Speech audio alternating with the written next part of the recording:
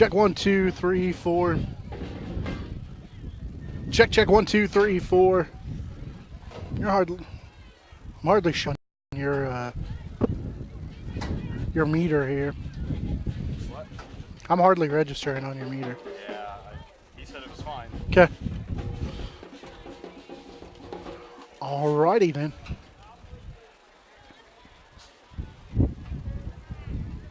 Oh, that reminds me.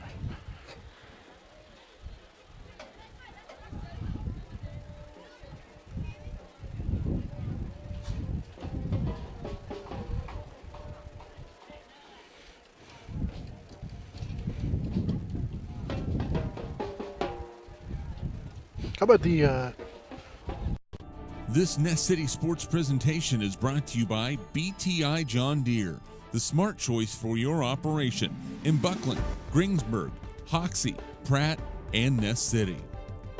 By Swift Services. For fast and quality oil field services, call Swift Services with locations in Nest City and Hayes. G&L Health Mart Pharmacy.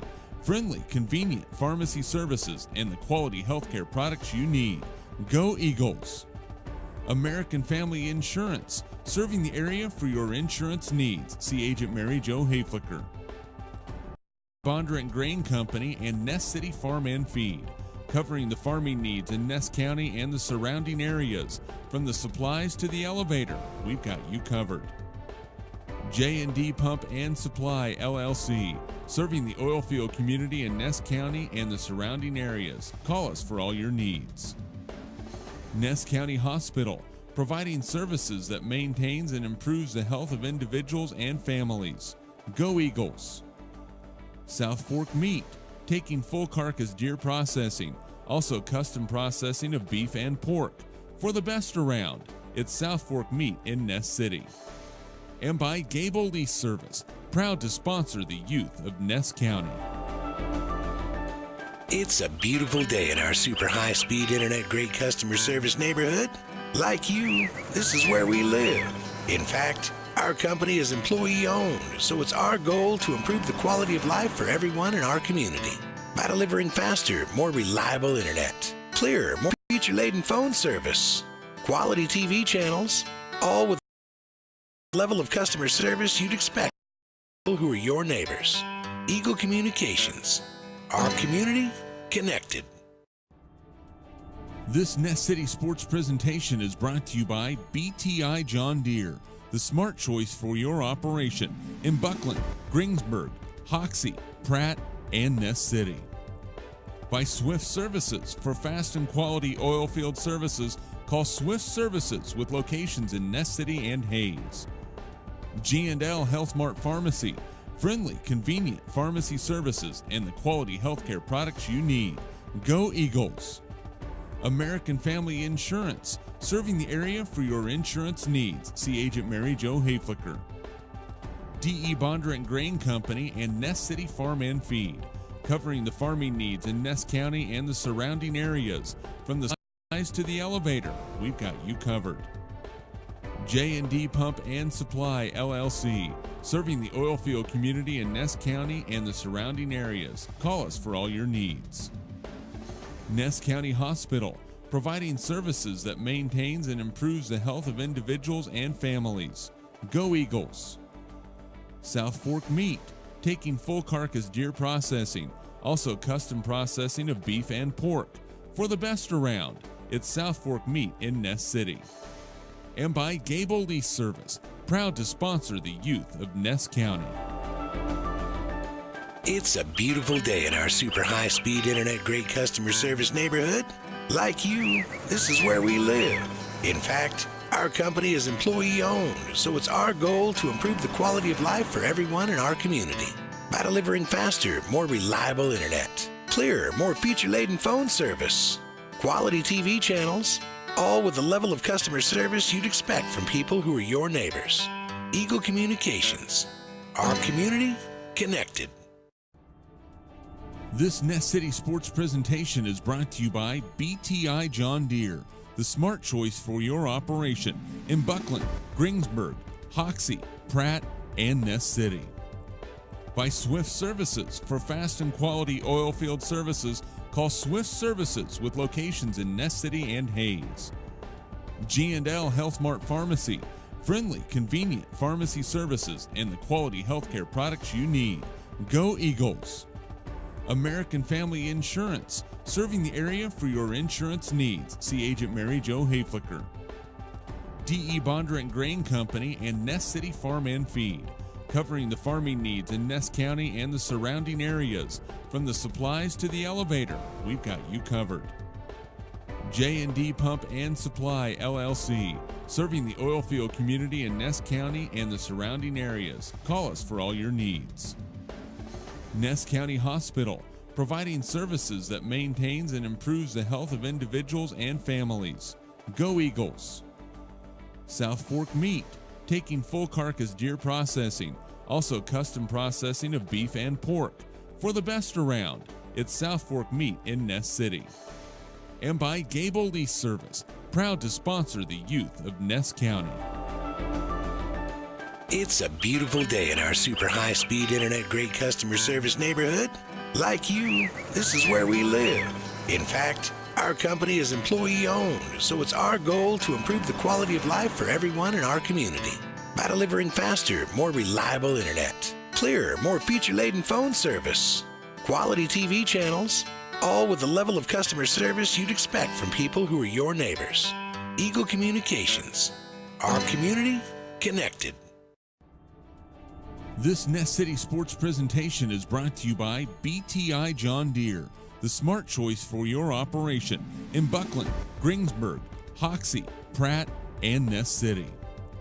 By Swift Services, for fast and quality oil field services, call Swift Services with locations in Ness City and Hayes. G&L Health Mart Pharmacy, friendly, convenient pharmacy services and the quality healthcare products you need. Go Eagles! American Family Insurance, serving the area for your insurance needs. See Agent Mary Jo Hayflicker. D.E. Bondurant Grain Company and Ness City Farm and Feed, covering the farming needs in Ness County and the surrounding areas. From the supplies to the elevator, we've got you covered. J&D Pump and Supply LLC, serving the oil field community in Ness County and the surrounding areas. Call us for all your needs. Ness County Hospital, providing services that maintains and improves the health of individuals and families. Go Eagles! South Fork Meat, taking full carcass deer processing, also custom processing of beef and pork. For the best around, it's South Fork Meat in Ness City. And by Gable Lease Service, proud to sponsor the youth of Ness County. It's a beautiful day in our super high-speed internet great customer service neighborhood. Like you, this is where we live. In fact, our company is employee-owned, so it's our goal to improve the quality of life for everyone in our community by delivering faster, more reliable internet, clearer, more feature-laden phone service, quality TV channels, all with the level of customer service you'd expect from people who are your neighbors. Eagle Communications. Our community connected. Beat the smart choice for your operation in Buckland, Greensburg, Hoxie, Pratt, and Ness City. By Swift Services, for fast and quality oil field services, call Swift Services with locations in Ness City and Hayes. G&L Health Mart Pharmacy, friendly, convenient pharmacy services and the quality healthcare products you need. Go Eagles! American Family Insurance, serving the area for your insurance needs. See Agent Mary Jo Hayflicker. D.E. Bondurant Grain Company and Ness City Farm and Feed, covering the farming needs in Ness County and the surrounding areas. From the supplies to the elevator, we've got you covered. J&D Pump and Supply LLC, serving the oil field community in Ness County and the surrounding areas. Call us for all your needs.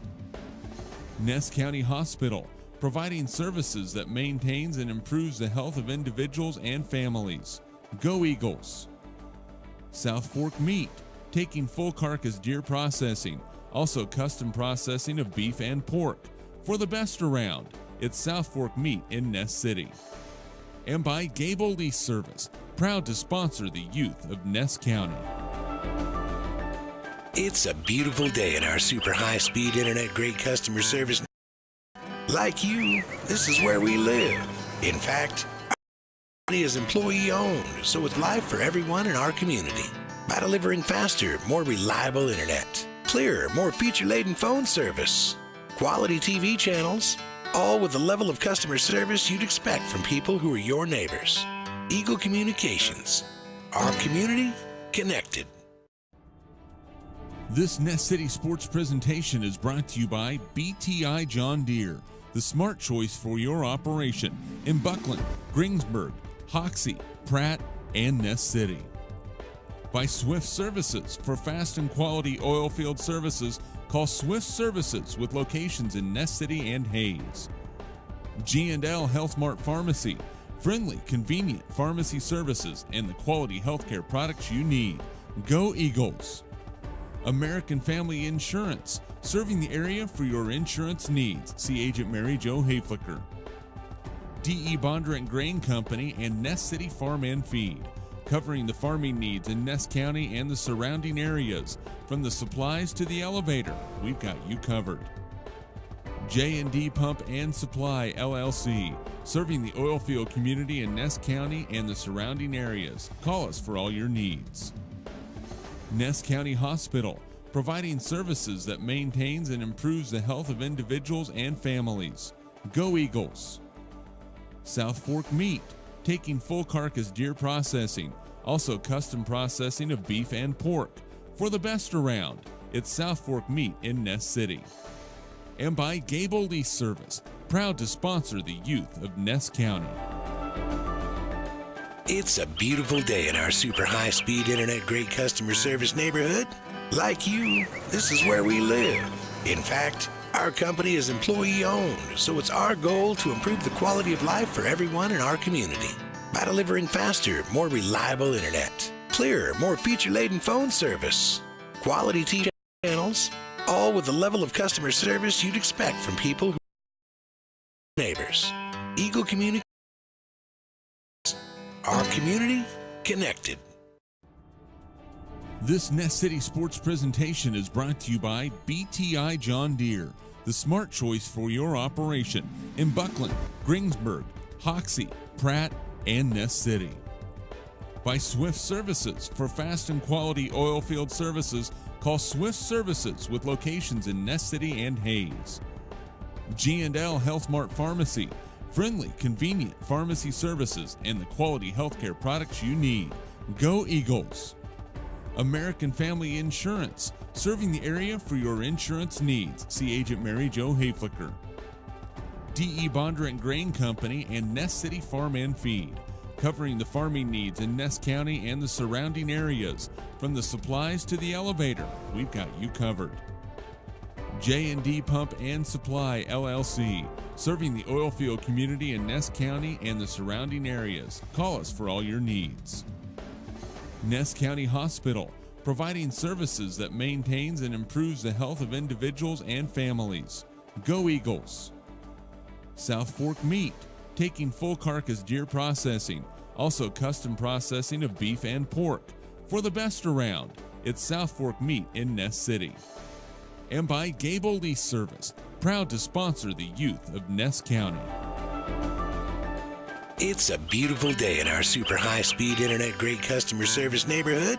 Like you, this is where we live. In fact, our company is employee-owned, so it's our goal to improve the quality of life for everyone in our community.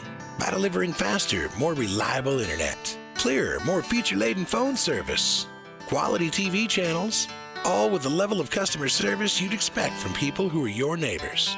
Eagle Communications. Our community connected. This Nest City Sports presentation is brought to you by BTI John Deere, the smart choice for your operation in Buckland, Greensburg, Hoxie, Pratt, and Nest City. By Swift Services. For fast and quality oil field services, call Swift Services with locations in Nest City and Hayes. G&L Health Mart Pharmacy. Friendly, convenient pharmacy services and the quality healthcare products you need. Go Eagles! American Family Insurance, serving the area for your insurance needs. See Agent Mary Jo Hayflicker. D.E. Bonder and Grain Company and Ness City Farm and Feed, covering the farming needs in Ness County and the surrounding areas. From the supplies to the elevator, we've got you covered. J&D Pump and Supply, LLC, serving the oil field community in Ness County and the surrounding areas. Call us for all your needs. Ness County Hospital, providing services that maintains and improves the health of individuals and families. Go Eagles. South Fork Meat, taking full carcass deer processing, also custom processing of beef and pork. For the best around, it's South Fork Meat in Ness City. And by Gable Lease Service, proud to sponsor the youth of Ness County. It's a beautiful day in our super high-speed internet great customer service neighborhood, like you.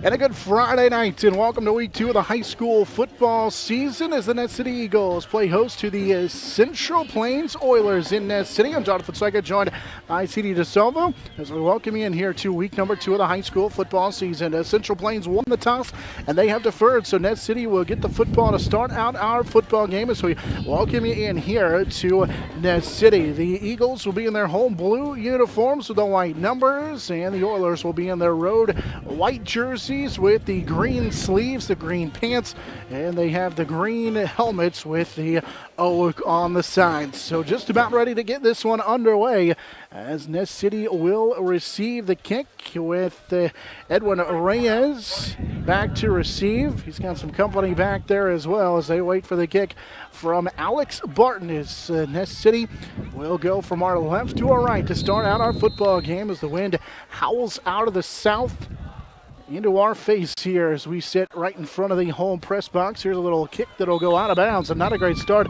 for Central Plains as that one went rolling out of bounds into the Ness City sideline. Referees mark it out of bounds at about the 23-yard line.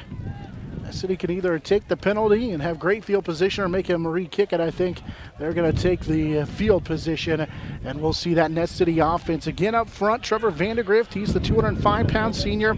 Alex Rodriguez is the 200-pound sophomore center, and then also Levi Crosswhite is the 220-pound senior guard. John Faunensteel will lead the offense, the quarterback, with Brennan Chacon lined up as the tailback as they'll take it from just shy of the 30, make it the 25-yard line. As Ness City will go from our left to our right on first down. They'll give it off of the handoff to Angel Guzman, trying to run off that left side and just nowhere to go. He's wrapped up by a host of Oilers on first down. Not a lot of running room as Mason Dahl, the linebacker, will make the play, and it is a second down and 10. Mitch Guzman, one of those tailbacks with Andreas Rios and Landon Reinhardt, these starting tight ends for the Ness City Eagles as they face a second down at about 9.5.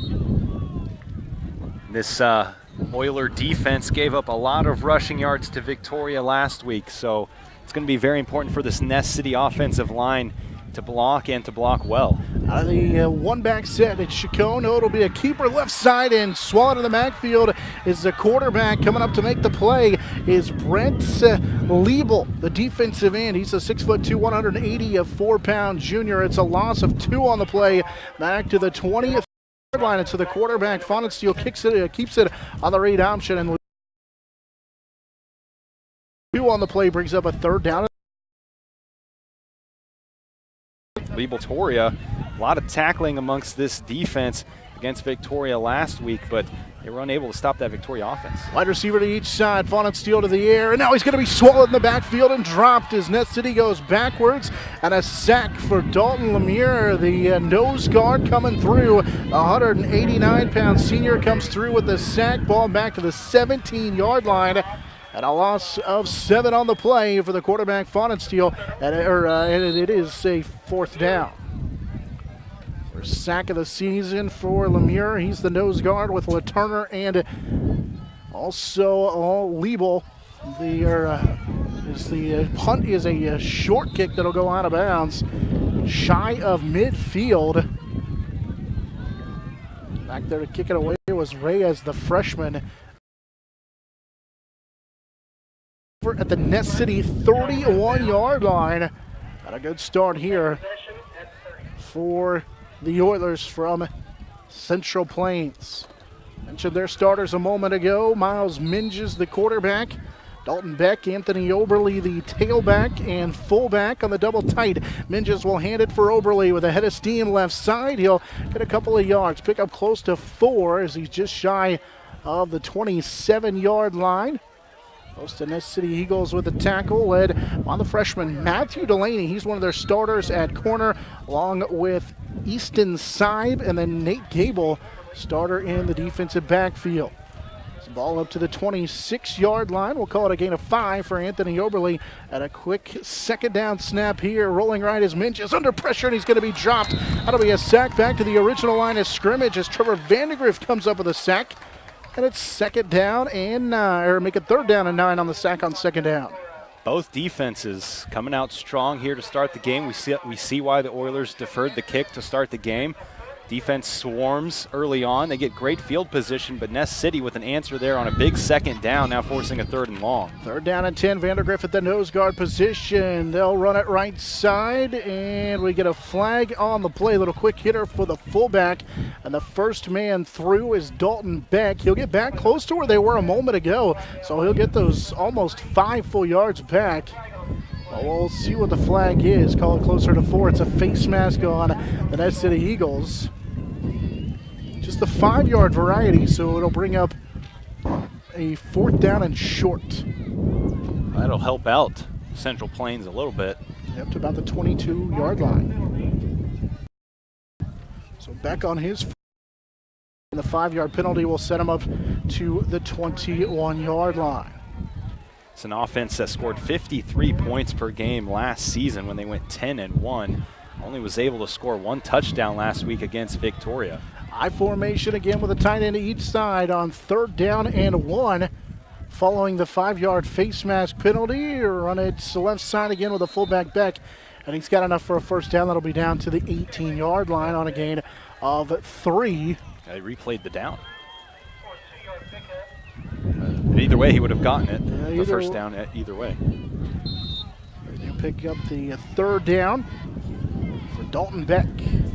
Beck with his 2nd carry of the ball game. Beck, a week ago, had 7 carries for 35 yards. Ball to the Ness City 18-yard line. On a 1st down pitch, left side for Oberly. Hit by Delaney, spun off the tackle. Will keep his feet going, but I think he'll lose about a yard on the play. Matthew Delaney's doing a nice job from his defensive secondary position as Oberly unable to get back to the line of scrimmage. Good tackle by the freshman. Yeah, freshman coming up to make that tackle, and sometimes it takes some time and experience to get that reaction time and that nose for the football. Had 8 tackles a week ago, already in on a couple so far. Minges fakes the pitch, looking to pass on second down, hit by Rios, wide open, and he overshot his intended receiver. Had a man wide open on the left side, trying to go to Brett Liebel. As Liebel, the 185-pound junior tight end, was open, but Minges overshot him. And it was Delaney that was covering Liebel, but he fell down.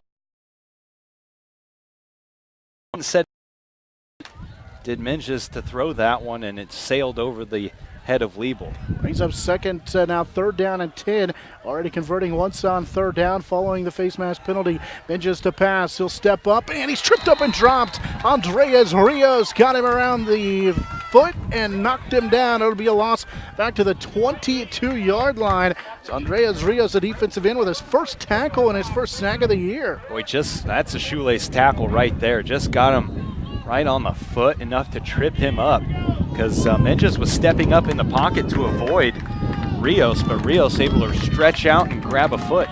Fourth down and 14, ball from the Ness City 22-yard line. Central Plains under the I formation, tight into each side. Rolling right as Minges got a crowd in front of him. He'll throw it late for the end zone, and it is incomplete. It falls to the ground. Minges hit the deck, and it's a 4-and-out. Good hold for the defense from Ness City. Like what you see after the turnover, or after the bad punt, I should say, as the wind continues to howl here this evening in Ness City. Like what you see from that Ness City defense forcing the Yeah, 8 plays, only 9 yards, and Ness City was in a tough spot. Ness City sought to hold, and boy, they just could not get anything going offensively. We'll see what Ness City can do here. After the turnover on downs, Eagles will take over at their own 22-yard line, still looking for their first down. Second possession, now the ball's on the ground on the exchange, and Angel Guzman will dive back on it on the right side. They end up getting a yard on the fumble, and that was just a bad handoff between quarterback and running back. Second down and 9.5. Ness City not helping themselves out on first down. They haven't picked up a whole lot of yards on first down so far today, making second and third down a lot tougher for themselves. Now Nate Gable will be into the wide receiver position. He's a slot lined up to the right. He was a big target a week ago with Andreas Rios. Now a high snap. Funensteel will have to go back and fall on it inside the 10. And a high snap from at the 9.5, 8-yard line. That's a big loss, and it's third down and long. Ness City offense really struggling to get going. Yeah, just no momentum. They can't even get the snap correctly down here. They can't give themselves a chance to run a play. They can't even get the snap down, and now they're putting themselves in a bad spot, third and very long, and no matter what happens on these next 2 downs, it looks like the Oilers are going to get good field position out of this. High formation again. Funensteel steps on, or rather his center stepped on him, and he'll be dropped back to the 5-yard line. And the Ness City offense going in reverse as they will be back to the 5. It's a loss of 4. Funensteel has been knocked around, had to go back for a bad snap. He is already in the negative column with yards so far after the mistakes, and it's fourth down. The ball's on the 5. It started on their 2. Once again to punt is Ray as he gets it. And this one's a much better bounce. Dealing with that wind, it'll roll inside the Central Plains 30 to about the 28-yard line. Job by Reyes to kind of flip the field a little bit. Central Plains will get their second opportunity with the football on offense. So no score, 5:30 to go here in our opening quarter. From the 29-yard line comes this Central Plains offense. Boy, great punt, and he was able to get that one off with a couple of guys pressuring him, and then of course gets the bounce. Boy, that was just what Ness City needed. That's about the only thing that's gone right for them so far today was that punt. Pins Central Plains deep in their own territory. And you can tell dealing with the wind as well.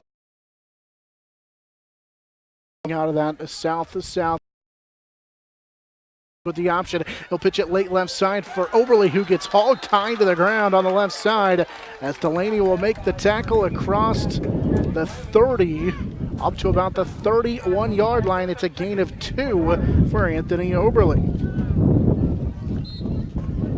Central Plains last drive, 8 plays, only went 9 yards as they kind of started to go backwards as well. Both teams' offense hasn't been able to get any momentum or any chemistry going so far today. Into that double tight look. It's been a lot of I formation double tights. They'll snap it from the left hash. Long count by Minges. Now they'll run the option for Beck right up the middle. The fullback on a quick hitter.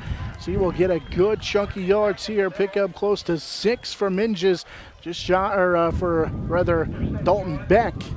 So he's tripped up. Delaney again on the tackle, just shy of the first down on a gain of 7 for Beck. Kind of crazy how shotgun football even took over 8-man. You don't see a whole lot of teams going under center, but the Oilers go under center. They got 5 down linemen as well. Liebel a tight end to the left.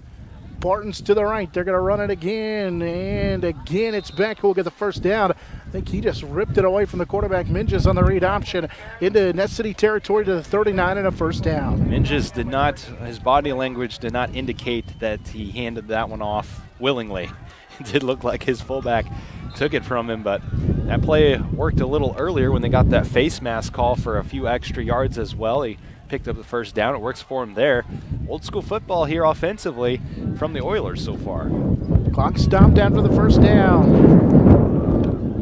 4:40 to go in our opening quarter. Still no score. Second possession for the Oilers. Pitch right side for Oberle. Anthony with a block from Beck as he cuts it up. He's got the far sideline. Now he'll cut back to the hash mark, inside that hash mark, and he's got a first down inside the on a good carry for Oberle.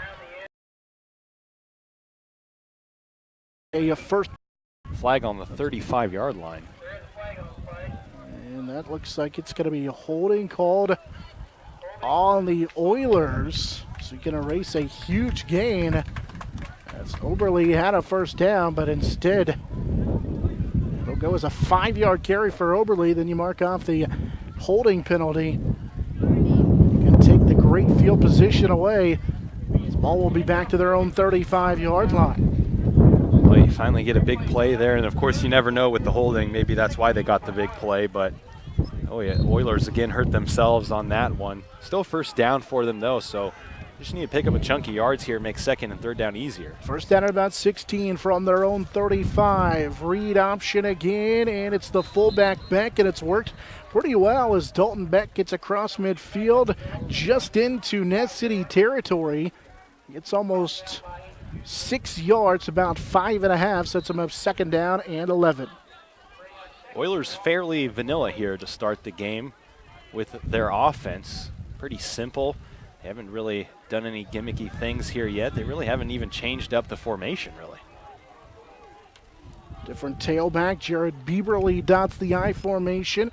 Tight end to each side as Minges will run the read option. And again, it's Beck. He slips a tackle to the left side and will finally be brought down by Nate Gable inside the 35 to about the 34-yard line inside Ness City territory. So keep it moving. That's a gain of 6. You never know. It's a game of football.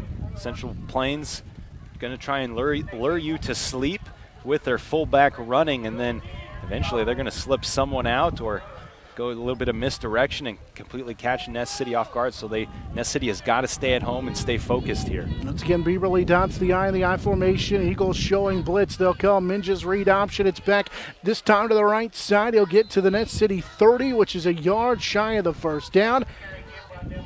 With just about 2:35 to go in our first quarter. Big fourth down coming up here from the Ness City 30-yard line. And I like what Central Plains is doing here on offense. They keep going to what's working, and that's that fullback handoff to Dalton Beck, because Ness City hasn't shown that they're able to stop it.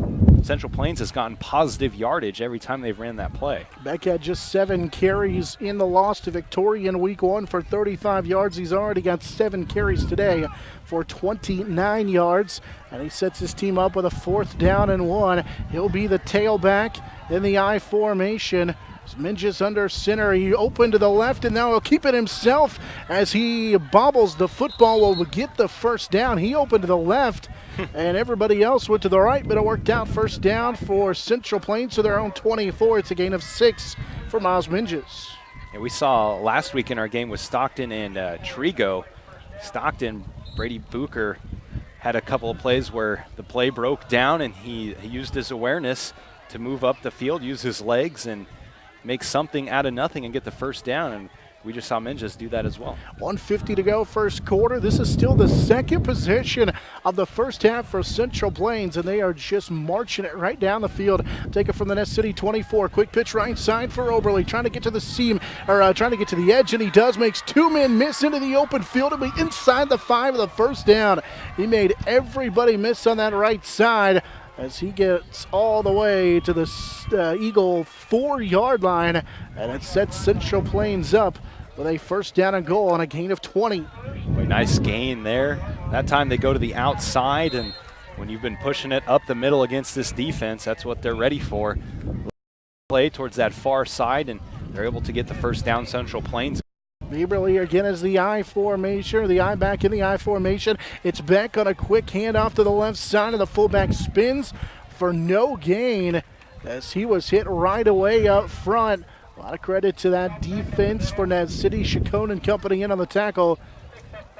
Actually gave him 2 yards on the play. Gave him good forward progress down about the 2. Brings up second down and goal. Seemed like Ness City was ready for it that time. Guzman also getting in there as well for the Ness City defense. It's going to be tough for them to hold because of how well Central Plains has moved the ball on this drive, getting ready to run their 10th play. Martin's a wide receiver. Instead, they go to Beck. He'll dive in, and he's just shy of the goal line. So a gain of about 1.5 yards. Ball can't get, I don't think, to the goal line. And it's third down and goal with 25 seconds to go in our opening quarter. Two possessions here, two plays to get this touchdown if you're the Oilers, because of the way Ness City's offense has been playing, they have not shown any ability to get it out of their own side of the field. So you go for it here if you can't get it on third down. Could be our final play, will be our final play of the first quarter. Minges of the quarterback keeper plunges forward, and it's a touchdown for the Central Plains Oilers. Took him a minute to get into the goal line, but with 1.2 seconds to go in our opening quarter, Miles Minges scores from a yard out on the quarterback keeper. His first rushing touchdown of the season, and it is 6-0 in favor of the Central Plains Oilers as they'll get ready to go for 2 here. 11 plays on that drive. All pretty much all in the I formation. In fact, they'll go right back to it. They fake the pitch, looking to throw. Minges back to Cade Beck, who will make the catch, and that will be good for 2. And it is 8-0 in favor of the Central Plains Oilers. There should be 1.2 seconds to go on our first quarter clock, as they actually had the clock running. But we will have one more play here of our first quarter as an 8-0 lead following the 2-point conversion for Central Plains. A great drive by Central Plains. 11 plays, 51 yards. Took up 5.5 minutes on that drive. And important thing that's often forgot about, they convert on the 2-point conversion.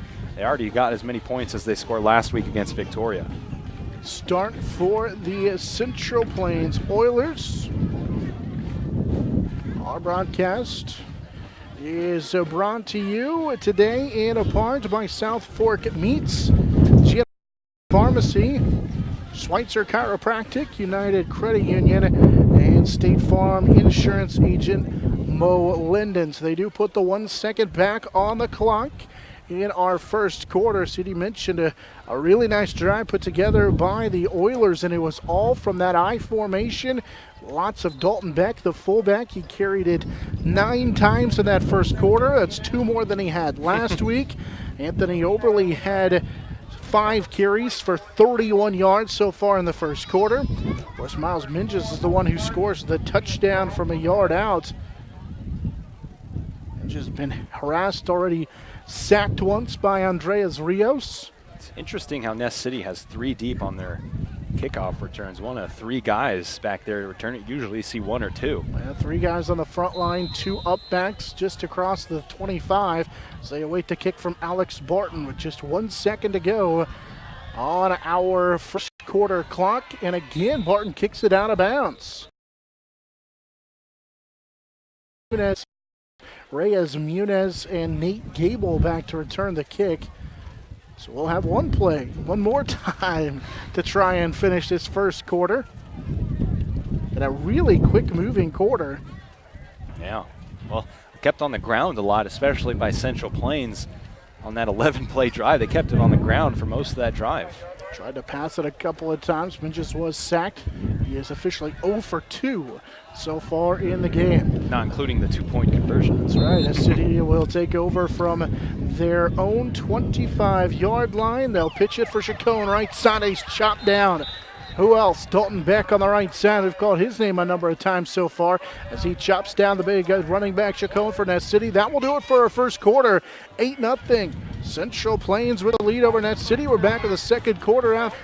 This is our Eagle Area Game of the Week. For over 60 years, Eagle Communications has been the leader in value and teams have been helping businesses grow because Eagle is your one-stop for business solutions.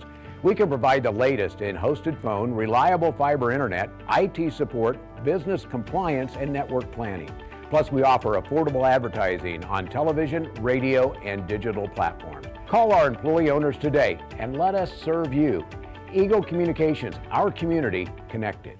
You know the feeling, having no boundaries, being limitless, the feeling of freedom. What if that feeling was in your home, right in your hands? For a limited time, get 30 meg for $30 or 50 meg for $50. Bundle your TV and save even more. Free from contracts, the longer you stay, the more you save. Now that's freedom with Eagle Communications. It's your internet, your way. Call 877-61-EAGLE today.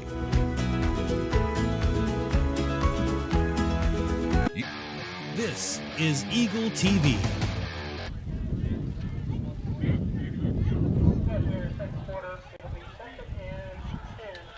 After a quick moving first quarter, the Ness City Eagles will face second down and 10 from their own 25. First carry for Braden Chacon a moment ago went for 0 yards as he got back to the line of scrimmage. Chacon, their leading rusher from a year ago, trying to get something started here for Ness City. Their offense has been going in reverse so far to start out our game. Fawn and Steele will hand it off, little fullback trap, trying to run back to the left side with Angel Guzman, and it was read perfectly by the Central Plains Oilers. Those big guys up front, and I do mean big, 6'5", 208-pound senior Lee Letourneau makes the tackle for no gain. I've met a few Laternos from Claflin. They're all big. Up front, Lemire Dillon, the 189-pound senior, is the other nose guard, and then Liebel Bretz, the 184-pound junior, is the back. Alex Barton and Devin Ryan are the defensive backs. That's the starters for the Oilers. On third down and 10, Fawn and Steele play action, try to run or roll to the right now and throw it late to Rios, who overshot his man. Rios tried to come back to make the catch, but he couldn't get it inside Central Plains territory at the 35, and Barton gave Rios a little shot, and the official using that as a teachable moment to not do that again, and it's a 3 and out with a punt formation coming up for Ness City. So hard to be accurate when you're on the run, but all Fawn and Steele had to do was lower that ball a little bit. He would have hit his man for a first down. Rios will come running off on the punt here as Edwin Reyes, the freshman, ready to kick this one away with pressure in his face. This is a high, short. This is going to have good position again. They'll take over for the second time in the first half inside Ness City territory following the punt out of bounds for the Eagles. It's been 3 and out on 3 straight possessions for Ness City. Their defense held the first time against Central Plains, but the Oilers, their last time out, went to the ground attack, and it worked out well as they lead 8-0. We've got 11-12 to go in this first half. And they'll take over at the Ness City at 38-yard line. Minges play action, looking to throw. He's going to throw it deep. He's got Barton open, and he overshot his man to the right side of the field. Alex Barton had got behind the defense. He was an all-stater a year ago, a very, very good wide receiver. But he cannot hook up with Miles Minges, who is 0 for 3 to start the game. Barton a year ago had 47 catches for 815 yards. Still looking to get it going this year, though. Wind pretty strong at the back of Central Plains here, and Minges and overshooting his man. Second down and 10. for Barton. He had 3 catches a week ago. They'll go back to the I formation. Man in motion is the fullback. Flag coming in. Here's pressure. They'll set up the screen right side for Oberle. Makes the catch. Anthony hit, and it'll be dropped close to the line of scrimmage. It'll go for a gain of 2 for Anthony Oberle on the right side screen, and I think they're going to get a legal motion on the fullback Beck, and that's exactly the call. Beck tried to sell it like you always do. If you jump, you keep going, but they caught him for the penalty. Always the job of the defensive backs and the linebackers to recognize the screen play. Guzman does a great job of recognizing the play there and getting the ball carrier to the ground as soon as possible. With the penalty, that play won't count. Officials now going to talk it over with Coach Coles on the sideline. His decision is, do you take the result of the play and have second down, or of the penalty, excuse me, and you force him over to redo second down, or you take the result of the play, which is third down, and they're going to take the result of the play after the short gain, in fact, no gain back to the line of scrimmage. It's an interesting decision there. I don't think either way would have been the right or the wrong answer. Oberle got back to the line of scrimmage. Here's a third down and 10. Option, they give it to the fullback Beck off the left side, and the ball's on the ground. And Ness City almost came up with it. Nope, they'll say fourth down as the fullback Beck, I think, was able to get right back on it. And now it's fourth down and 9.5. It's actually get a half a yard on the fumble.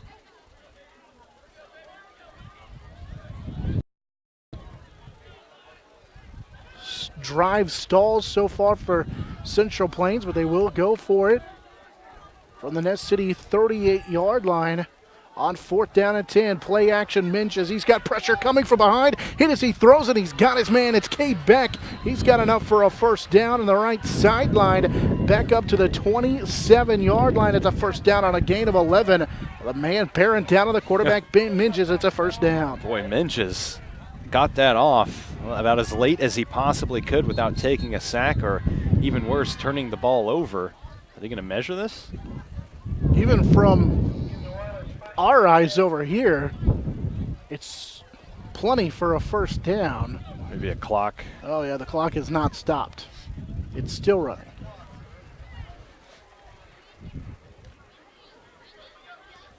So they mark Central Plains to the 26. They're going to have to add some time here after the catch by Beck.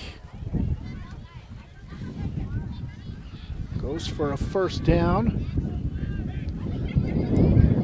Right now they have 9:26 on the clock, 8-0 the lead for the Oilers from Central Plains. First catch of the season for Cade Beck. Lined up as one of those tight ends. 10 minutes now. And they put about 40 seconds, almost 35 seconds back on the clock. Here's a quarterback rollout. Minch's right side broke a tackle near the sidelines, and he'll be knocked out of bounds. Landon Reinhardt and Easton Stibe on the tackle inside the 20 up to about the 17-yard line. It's a gain of 9 for the quarterback, Miles Minches. And they are Central Plains really starting to roll offensively here. Now they're starting to open up the playbook a little bit and do different things as the Central Plains coaching staff has to move to the other side of the stands here to see. This into the field, and it's Oberle who's wide open into the end zone as he will take it all the way untouched in from 18 yards out. First rushing touchdown of the game for Anthony Oberle. And it's a 2-score lead with 9:14 to go in this second quarter as the Oilers take advantage of the 18-yard touchdown run from Anthony Oberle, his first of the year. It's 14-0. Great blocking up front, opened up a big lane for Oberle, and then just turned on the jets as soon as he got in the second level of the defense, broke some tackles, and right through the middle into the end zone. Oberle just shy of 50 yards now on 6 carries. He had just 3 carries in the loss to Victoria in week number 1. They'll line up and go for 2 out of the I formation with 2 tight ends. Minges will keep it on the draw, and he's in for the 2-point conversion to make it 16-0 in favor of the Central Plains Oilers.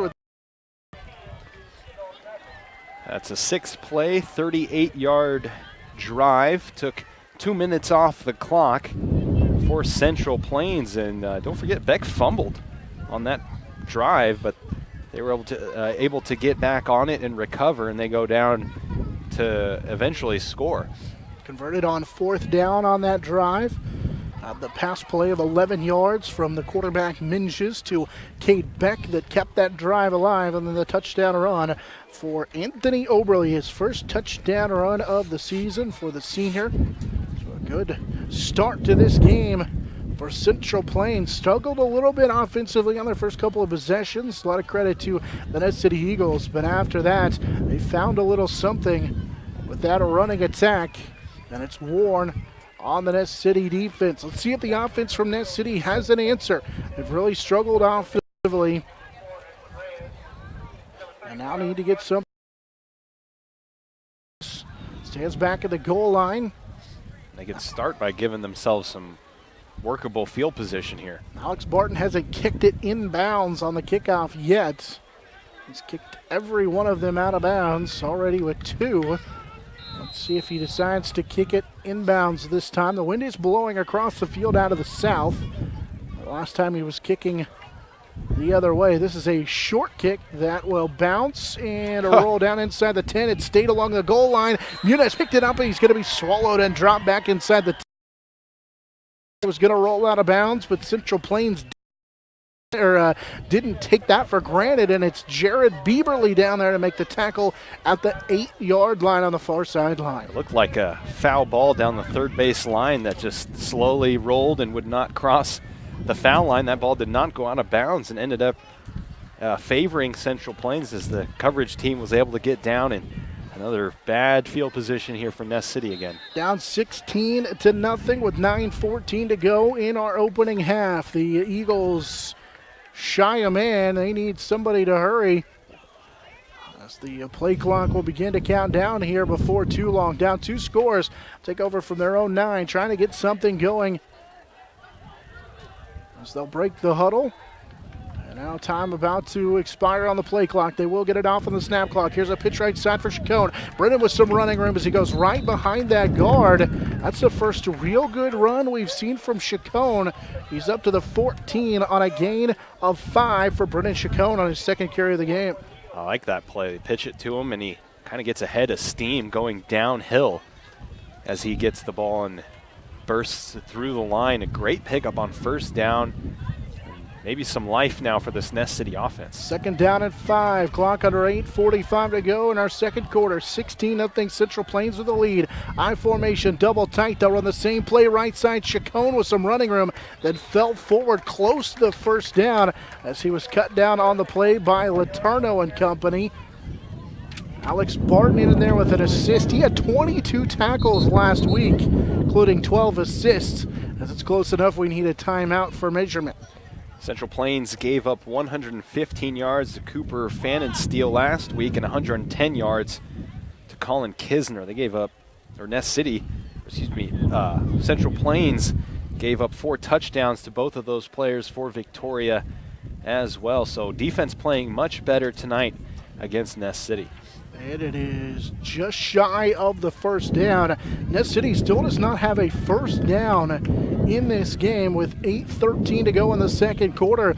Defensively played pretty well early on. Central Plains rolling a little bit. You need to keep that offense off the field if you're the Ness City Eagles. Yeah, 3 drives for Ness City prior to this one.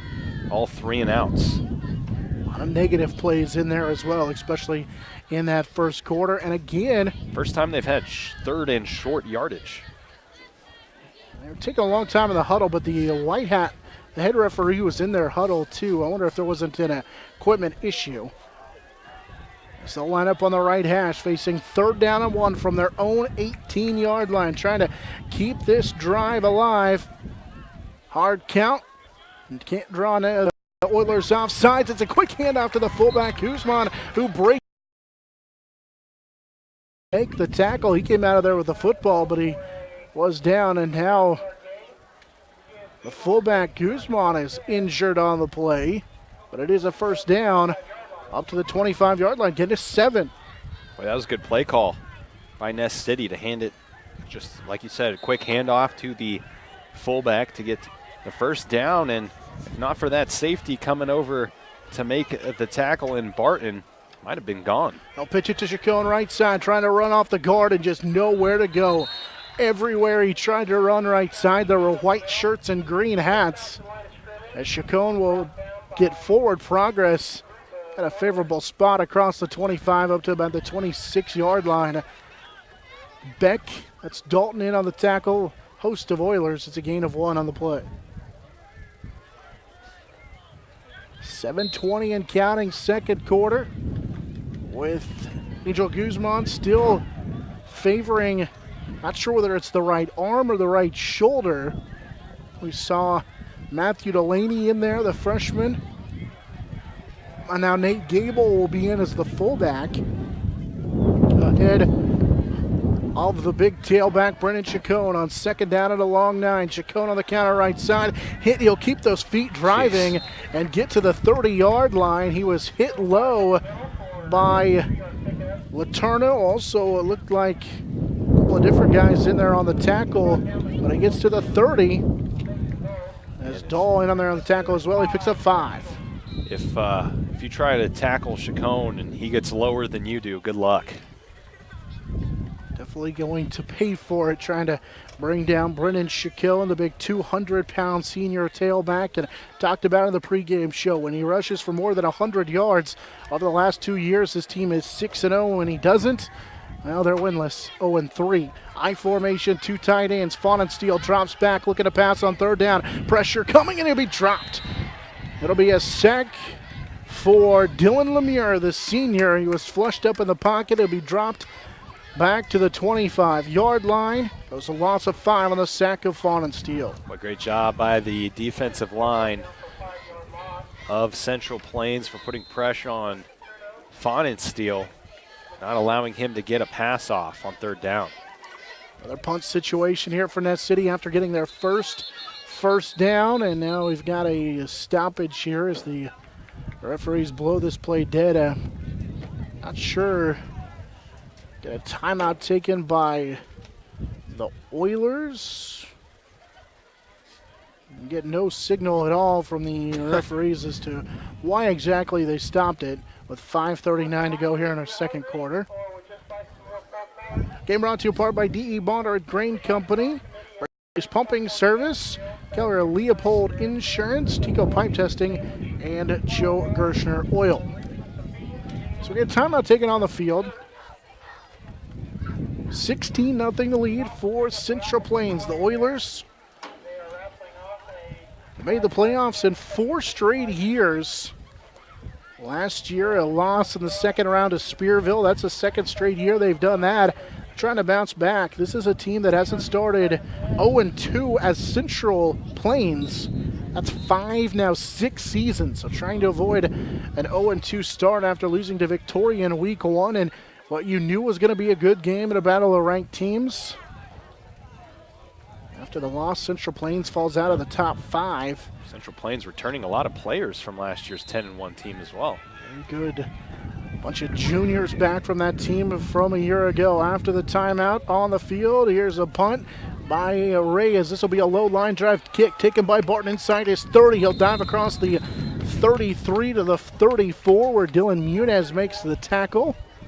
As Barton returns it for just shy of 8 yards. 5:30 to go in the second quarter.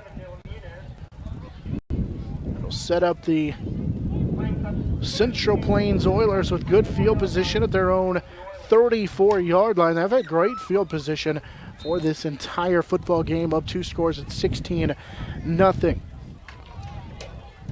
Our game brought to you in part by BTI John Deere, Swift Services, Juno Health Mart Pharmacy, American Family Insurance, Mary Jo Hayflicker, D.E. Bondard Grain Company, J.D. Pump and Supply, and Ness County Hospital. Out of the I formation on first down and 10 from the 34. Hard count Minges. He'll play it left side for Oberly on the handoff. Anthony with a head of steam will pick up close to 5 yards, up to about the 39-yard line. Brought down by Nate Gable from his defensive back position. Really hasn't been any huge yardage plays for Central Plains tonight. Of course, they scored on that 18-yard touchdown run by Oberly on their last possession. That's about the biggest play they've had. Everything's been moving the chains, and moving down the field for them. Oberle goes over 50 yards on 7 carries. Now a second down play. They'll give it to the fullback, Dalton Beck, who was tripped up this time as Angel Guzman makes the tackle. Good to see him back out there, but he will tackle the fullback Beck inside Eagle territory to the 37-yard line. On a gain that time of about 6. That offensive line for Central Plains getting a good push every single time. Positive yards and positive yards on every run. And now we've got movement by Central Plains. It was actually a gain of closer to 4 for Beck, which set him up at 3rd down and 2. But the movement up front called on the Oilers will move them back 5 yards. Back inside their own territory on their side of the field. At about the 37-yard line. On a 3rd down and 8, 4:25 and counting in our first half. 2-touchdown lead for Central Plains. Pitch it right side, Oberle. Anthony with a block as he gets to the sidelines, and he'll be tackled from behind, but not before he gets a first down as Trevor Vandergrift makes the tackle up to the 30-yard line of Ness City. And that's a gain of close to 13 and a first down. Great blocking by Alex Barton, leading away from his wide receiver position. Great blocking down the field by him that allows Oberle to pick up a few extra yards. Mentioned Vandergrift making the tackle. The senior from his nose guard position had to come back and make the play. Closing in on 4 minutes to go in our opening half of football. 16-0 in favor of Central Plains. In the step up, Noah throw it off his back foot. Looking down the field for Beck, who makes the catch, and Cade will fall into the end zone for a touchdown. That one from 30 yards out as Minchus just threw it off his back foot. It's a 3-touchdown lead for Central Plains as Cade Beck calls in his first touchdown pass of the season. Boy, just the defender had no hope there. He was chasing Beck, and all he could do was stick his arms up in the air, and for a perfectly placed pass by Minges. Throwing it off his back foot. It's 22-0 in favor of Central Plains and their offense. And there's another chunk play. Haven't seen a lot of those like CD mentioned, but that one good enough for a first down. Now here's a quarterback keeper, Minges, falling down, and he won't get there. Let's say his knee was down before he got into the end zone. And so with the 3:51 to go in our first half, Minch is able to hook up with Cade Beck, who makes his first 2 catches of the season. This one from 30 yards out. And it's 22-0 in favor of the Oilers from Central Plains. And you just kind of knew that this offense would get it going as they can really pass the football. That's something they've been able to do, and they were able to do it on that drive. Yeah, when you're handing it off to your fullback, down after down after down, eventually you can sneak him out of that backfield and out for a pass. And Beck has been had 3 receptions last week, and that 30-yard reception right there, perfect pass from Minges. That drive, 4 plays, 46 yards, and in that 30-yard touchdown. And they lead 22-0. They couldn't quite get the 2-point conversion, but here with 51 to go in Central Plains with the lead, and looks like Miles Minch is going to kick it off after Alex Barton kicked it out of bounds twice, nearly kicked it out of bounds a 3rd time, but he did pin Ness City deep inside their own territory. Eagles again, like CD mentioned, with those 3 guys back around their own 5-yard line. Kicking from our left to our right in this second quarter are the Oilers. Minches with a great foot, and he'll just kick it out of the end zone. Why not? Bounce it out of the back of the end zone for a touchback. Not even worry about kicking it out of bounds. 3:51 to go in our second quarter. Ness City down 3 scores. Our offense showed a little bit of progress last time with a first down, their first of the game, but unfortunately still had to punt. And now looking for an answer offensively. Well, they haven't made it on the other side of the field yet. They haven't crossed the 40-yard line onto the Central Plains side of the field, and that's a testament to the Central Plains defense and how rough it's been for the offense for Ness City. Shotgun this time with the two wide receivers split to the far side, one here to the near side. Fawn and Steel deep drop trying to set up the middle screen. He's got his man, it's Rios on the tight end. He'll come across the near side, across the 20, just shy of the 25. So they clear it out with the tight end screen across the middle to the 24. Fawn and Steel took a hit, but he picks up 9 on his first pass completion. Spread that defense out a little bit. Make those defensive linemen chase the quarterback and set up the screen play. Nice pickup on first down, nice chunky yards. First catch of the season for Andreas. Rios, the 6'2" tight end. Big you're a tough guy to bring down. He picks up 9. They'll go back to the shotgun with 2 backs, 1 to each side of the quarterback. Fawn and Steel, wide receiver to each side as well. He's looking left, and now a late whistle and a stoppage, and we may get a false start as Rios may have got a false start. They got a quick jump. Man, first down, you pick up 9 yards on a screen pass, and then penalty on second down moves you just right back. It's their second penalty, though, for 10 yards. Just under 3:40 to go in our second quarter. 22-0 in favor of the Oilers from Central Plains. They get an Minges touchdown from a yard out. He also, from 30 yards out, finds Cade Beck. And sandwiched in between there was an 18-yard touchdown run from Anthony Oberle. They'll go back to the shotgun. 2 wide receivers to the right. Fawn and Steel will swing it to Chacon. Makes the catch. Hit immediately by Dalton Beck. Chacon trying to keep his feet going as he twists down awkwardly to the 20-yard line. He was hit, and now he is slow to get up. Ryan and company make the tackle. Man, says he's all right. Up there down at 5. I know career out of running hard and being tough when your legs, someone's on the ground and they've got your legs wrapped up. Sometimes it's better to just go down. I want to go down for no gain as Fawn and Steel's completed 2 of 3 passes for 9 yards with under 3 minutes to go in the second quarter. 22-0 Central Plains with the lead. Third down, big third down. Fawn and Steel out of the shotgun. Looking to the flat. He'll come over the middle, and Landon Reinhardt makes the catch. He's close to the first down. Had to get to the 25 as he gets walloped down there by Barton. I think that may be close. They may have to measure as the head official takes a long look and calls a first down. It's the second first down, both coming in this quarter for the Ness City Eagles. First catch of the year for Landon Reinhardt. Very nice play. Move the chains, and you never know. Maybe this will get their offense going a little bit. You're only down 3 scores here. Plenty of time left in this ball game, especially if you can get a score here by the end of the half to cut this lead. Reinhardt, his first catch goes for 5 yards and a first down. 2 wide receivers, including Landon and Reinhardt, here to the near side. Fawn and Steel looking to throw to the far side. He'll throw it deep for Rios.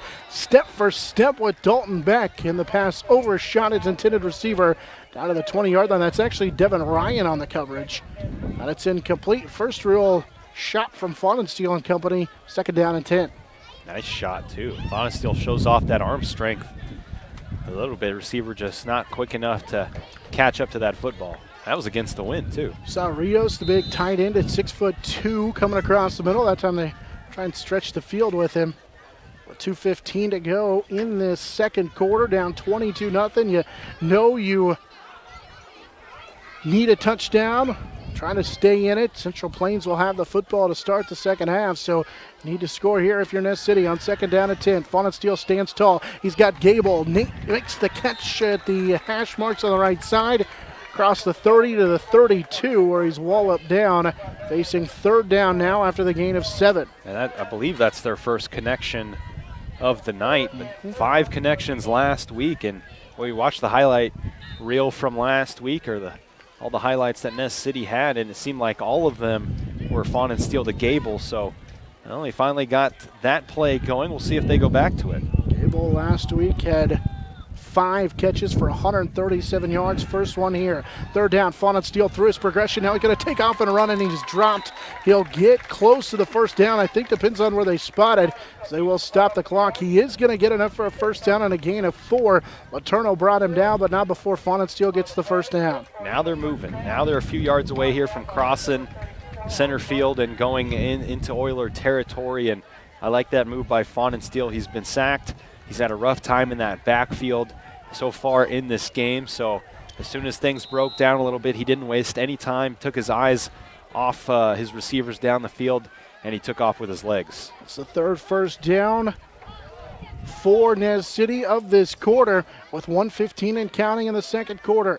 Tight end and a wide receiver to the right, out of the shotgun. Fawn and Steele again looking to throw it deep. He'll throw it up there, and Ryan makes the interception. Inside the 10, Devin Ryan came back and took it away. Fawn and Steele looking for down the field on the right sideline, but it's an interception on the first interception thrown in the game for John Fawn and Steele. The interception for Devin Ryan. He was in great position. Comes with 1:06 to go, his first interception of the season. Well, he just did a great job of getting turned around and finding the ball, like you said. They'll take over at the 5-yard line with 1:06. That kills a great drive Nez City had.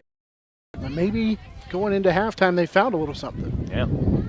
On this season, now let's see what Central Plains decides to do. We've got a shoe tying issue. It's Matthew Delaney helping out, or rather Trevor Vandergrift helping out his teammate Alex Rodriguez tying his shoe. Well, that sets up Central Plains with the worst field position they've had tonight. As they take over inside their own 5. Quick pitch for Dalton Beck on the right side as we get a flag on the play. Making the tackle was Landon Reinhardt. It's a gain of 9 as it stands now. But this will be on Central Plains with just over a minute to go. And if I'm with a minute left here, just kind of running out the clock, because you got a 3-score lead, you've shut out that Eagles offense. They've got some offensive momentum going, so you don't want to give them the ball back by any means.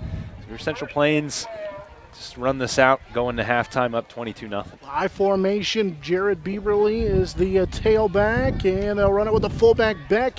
Head of steam as he's knocked down just shy of the 10-yard line. Nate Gable with the tackle, and we get a timeout taken on the field. It's a gain of 10 for the fullback Dalton Beck. He's already carried it 13 times for 52 yards, and the timeout on the field. Well, like we talked about in the pregame, Central Plains' first game against Victoria last week. They played on Friday. There was a lightning delay. The game got postponed to Saturday, and that screws up with a lot of your timing. And of course, if you ask Central Plains, they're going to tell you that, well, it didn't bother Victoria. And at home. And Central Plains was at home for that Saturday game, but sometimes you just lose momentum, you lose focus when things like that happen. But Central Plains has done a great job so far in this first half of kind of finding themselves again, that team they were last season, and kind of brushing off what happened last week and just playing well today. They really haven't had any huge mistakes, or they haven't really done anything that really made you scratch your head. They've kind of played their game, and they've been solid tonight. Took them a little bit to get going. Scored their first touchdown with 1.2 seconds to go in that first quarter. Miles Minges from a yard out of the 2-point conversion as well. Anthony Oberly with an 18-yard run in that second quarter. Minges then with a 30-yard pass to Cade Beck. They've got a 3rd down and 6, 54 seconds to go in this first half. Let's see what they do with the I formation. Pitch it right side Oberly as Reinhardt hit him, and then he breaks free into the near side across the 20. It's a foot race 20. Nearly stepped out of bounds here at the near sideline. He'll cross into Eagle territory as Guzman makes the tackle as Oberly is ran out of bounds at about the 36-yard line, call it the 37-yard line. Huge gain at a first down with 43 seconds to go. Great awareness by Oberly to realize that he could cut back into the middle of the field because he got a first down. Clock stops when they have to move the chain, so he didn't necessarily have to get out of bounds. Got a few more extra yards, and then finally was run out of bounds. 33 on the carry. He'll go over 100 yards. Now they're going to throw it. Minges looking deep for Barton, and he'll make the catch with a defender. Gable hanging all over him. It's a touchdown for Central Plains with 35 seconds to go in the first half. From 37 yards out, Miles Minges finds Alex Barton for the first time on the touchdown pass. Nez City wanting pass interference on the offense as Barton got away with the little sneaky arm bar, just getting a little bit of space, and it's enough for a 37-yard touchdown, 22. So they'll put the score up here in just a moment. It's 28-0, and then they'll go here for 2 with 35 seconds to go. Following that deep touchdown pass, they'll run it for 2. Quarterback keeper Minges is in for 2, 30-0 in favor of Central Plains, and that really swings the momentum. You thought Ness City's offense had found a little something, but now with 35 seconds to go in the first half, find themselves down 30-0. It's funny, second week in a row I've been humbled as to why I'm not a. Of course, the play before that, then that opens up the playbook. Now you hit a 30-yard pass to Beck earlier. That time a 37-yard pass to Barton, but they got closer because of that big run the play before, and they were able to take a shot to the end zone. And like you said, a little bit of a push off by the receiver there, but was able to haul it in for the touchdown. And Central Plains offense is on fire, but how about that defense as well, pitching a shutout here so far in the first half. First touchdown catch of the season for Alex Barton. He came in with 3 catches last week for 37 yards in the loss to Victoria. In 1 catch today, he's already surpassed that. 37 yards on the touchdown reception, and it is 30-0 in favor of the Central Plains Oilers as they really have turned this game upside down. That drive, 4 plays, 75 yards and 30. We still have 35 seconds to go on our first half. Minges, who kicked it out of the end zone last time, tees it up. A line drive kick that will bounce and go out of the end zone. Almost a carbon copy of his kick the last time out. And with 35 seconds to go in this first half, that city had some momentum, but ended up turning it over on the deep interception thrown by John Fonensteel. And now if you're Ness City, knowing that the Oilers get the football to start the third quarter, your offense really has not been able to get anything going up until that last drive when you saw some pass completions. You know they need to at least not turn it over and give the Oilers any chance here with 35 seconds to go. Yeah, Ness City had a great drive going on that last possession, but then they throw the interception and you think, oh, it's not the worst thing. It's kind of like a punt. Pins Central Plains down on their own 5-yard line, and then, boy, before you know it, that interception turns into 8 points back the other way in a matter of seconds. Landon Reinhardt, the wide receiver to the near side, 2 to the far side, including Rios and Gable, and now they're going to switch, put Nate Gable into the backfield, and Guzman will be the wide receiver to the far side. Out of the shotgun, dropping back to pass is Fonensteel, sets up the screen for Gable, and he's up into the right side, as he will lose yards all the way back to the 11. Good read by Central Plains, as that time making the tackle was Dahl. As Mason Dahl made the tackle. It's a loss of 1, and we've got 10 seconds on the first half clock. That may be the final play first half. See if Ness Deal. And they just do get the snap off. Pitch it left side, Chacon. Brennan here to the near side. Plenty of running room. Brennan will run over a defender, and that's how the first half comes to an end. Ball all the way to the 32-yard line for Chacon. But it was all Central Plains after the gain of 18 that time for Chacon.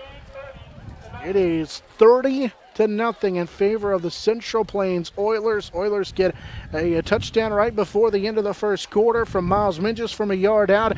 Anthony Oberle with a touchdown on the ground. Minges with 2 touchdown passes in the second quarter. They are up 30-0 as we head to the halftime break. You're listening to our Eagle Area Game of the Week. For over 60 years, Eagle Communications has been the leader in value and service. And over that time, our specialized team helping businesses grow, because Eagle is your one-stop for business compliance and network planning. Plus, we offer affordable advertising on television, radio, and digital platforms. Call our employee owners today and let us serve you. Eagle Communications, our community connected. You know the feeling, having no boundaries, being limitless, the feeling of freedom. What if that feeling was in your home, right in your hands? For a limited time, get 30 meg for $30 or 50 meg for $50. Bundle your TV and save even more. Free from contracts, the longer you stay, the more you save. Now that's freedom with Eagle Communications. It's your internet, your way. Call 877-61-EAGLE today.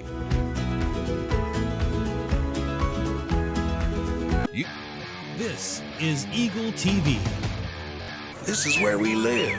In fact, our company is employee-owned, so it's our goal to improve the quality of life for everyone in our community by delivering faster, more reliable internet, clearer, more feature-laden phone service, quality TV channels, all with the level of customer service you'd expect from people who are your neighbors. Eagle Communications. Community connected.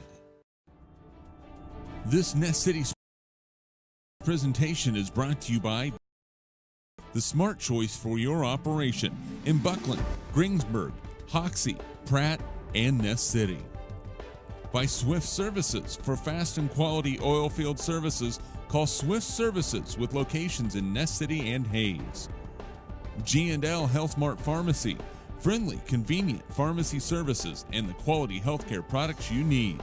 Go Eagles. American Family Insurance, serving the area for your insurance needs. See Joe Hayflicker. D.E. Bonder and Grain Company, City Farm and Feed. Farming needs and supplies to the elevator. We've got you covered. J&D Pump and Supply, LLC, serving the oil field community in Ness County and the surrounding areas. Call us for all your needs. Ness County Hospital, providing services that maintains and improves the health of individuals and families. Go Eagles. South Fork Meat, taking full carcass deer processing, also custom processing of beef and pork. For the best around, it's South Fork Meat in Ness City. And by Gable Lease Service, proud to sponsor the youth of Ness County. It's a beautiful day in our super high-speed internet great customer service neighborhood. Like you, this is where we live. In fact, our company is employee-owned, so it's our goal to improve the quality of life for everyone in our community by delivering faster, more reliable internet, clearer, more phone service, quality TV channels, all with the level of customer service you'd expect from people who are your neighbors. Eagle Communications. Our community connected. This Nest City Sports presentation is brought to you by BTI John Deere, the smart choice for your operation in Buckland, Greensburg, Hoxie, Pratt, and Nest City. By Swift Services. For fast and quality oil field services, call Swift Services with locations in Nest City and Hayes. G&L Health Mart Pharmacy. Friendly, convenient pharmacy services and the quality healthcare products you need. Go Eagles. American Family Insurance, serving the area for your insurance needs. See Agent Mary Jo Hayflicker. D.E. Bonder and Grain Company and Ness City Farm and Feed, covering the farming needs in Ness County and the surrounding areas. From the supplies to the elevator, we've got you covered. J&D Pump and Supply, LLC, serving the oil field community in Ness County and the surrounding areas. Call us for all your needs. Ness County Hospital, providing services that maintains and improves the health of individuals and families. Go Eagles.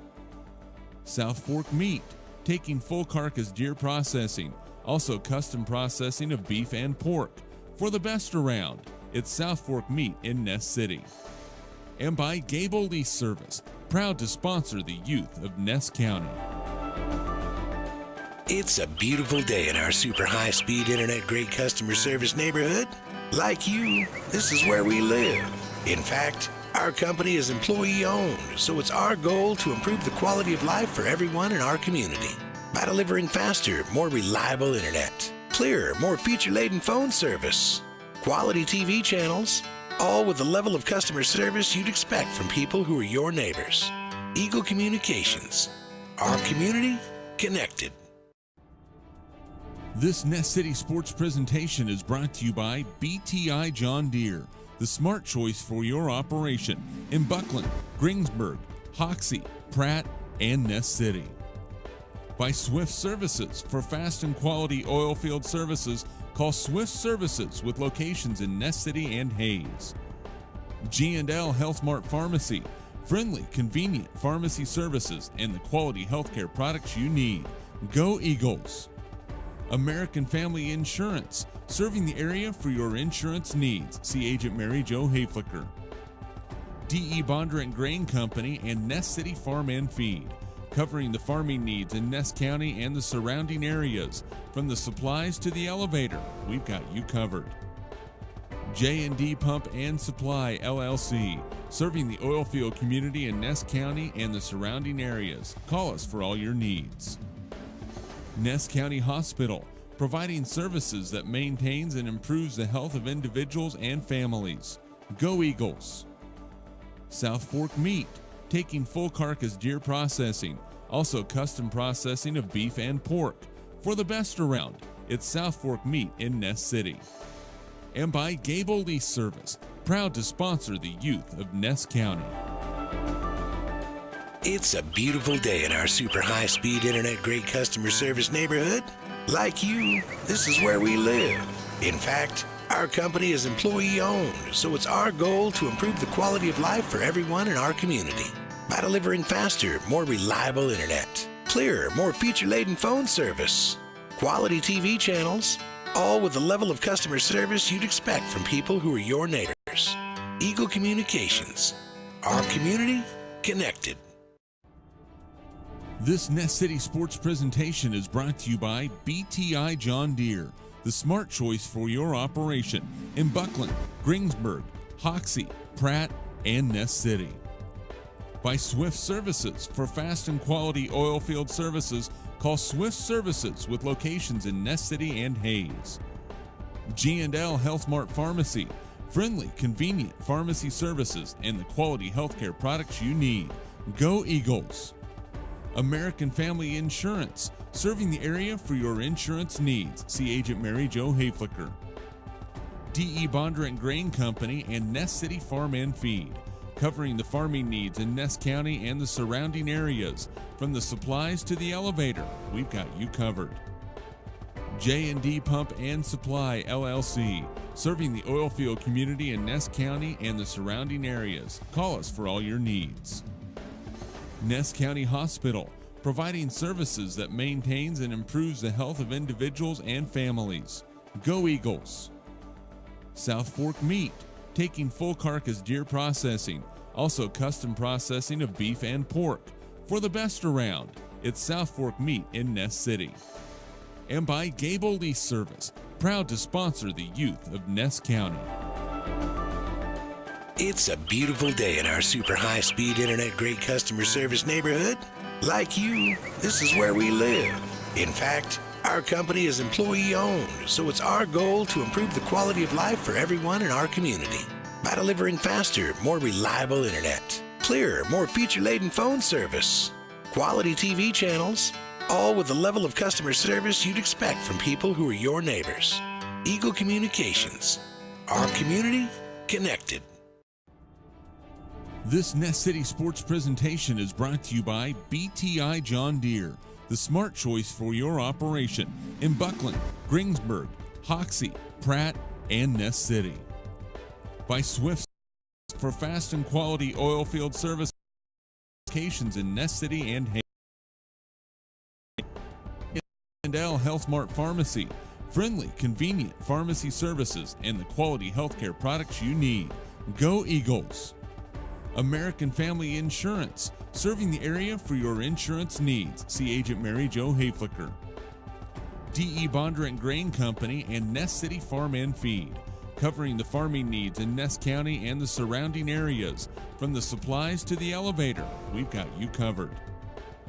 J&D Pump and Supply, LLC. Serving the oil field community in Ness County and the surrounding areas. Call us for all your needs. Ness County Hospital. Providing services that maintains and improves the health of individuals and families. Go Eagles! South Fork Meat. Taking full carcass deer processing, Also custom processing of beef and pork. For the best around, it's South Fork Meat in Ness City. And by Gable Lease Service, proud to sponsor the youth of Ness County. It's a beautiful day in our super high-speed internet great customer service neighborhood. Like you, this is where we live. In fact, our company is employee-owned, so it's our goal to improve the quality of life for everyone in our community by delivering faster, more reliable internet, clearer, more feature-laden phone service, quality TV channels, all with the level of customer service you'd expect from people who are your neighbors. Eagle Communications. Our community connected. This Ness City Sports presentation is brought to you by BTI John Deere, the smart choice for your operation in Buckland, Greensburg, Hoxie, Pratt, and Ness City. By Swift Services. For fast and quality oil field services, call Swift Services with locations in Ness City and Hayes. G&L Health Mart Pharmacy. Friendly, convenient pharmacy services and the quality healthcare products you need. Go Eagles! American Family Insurance, serving the area for your insurance needs. See Agent Mary Jo Hayflicker. D.E. Bonder and Grain Company and Ness City Farm and Feed, covering the farming needs in Ness County and the surrounding areas. From the supplies to the elevator, we've got you covered.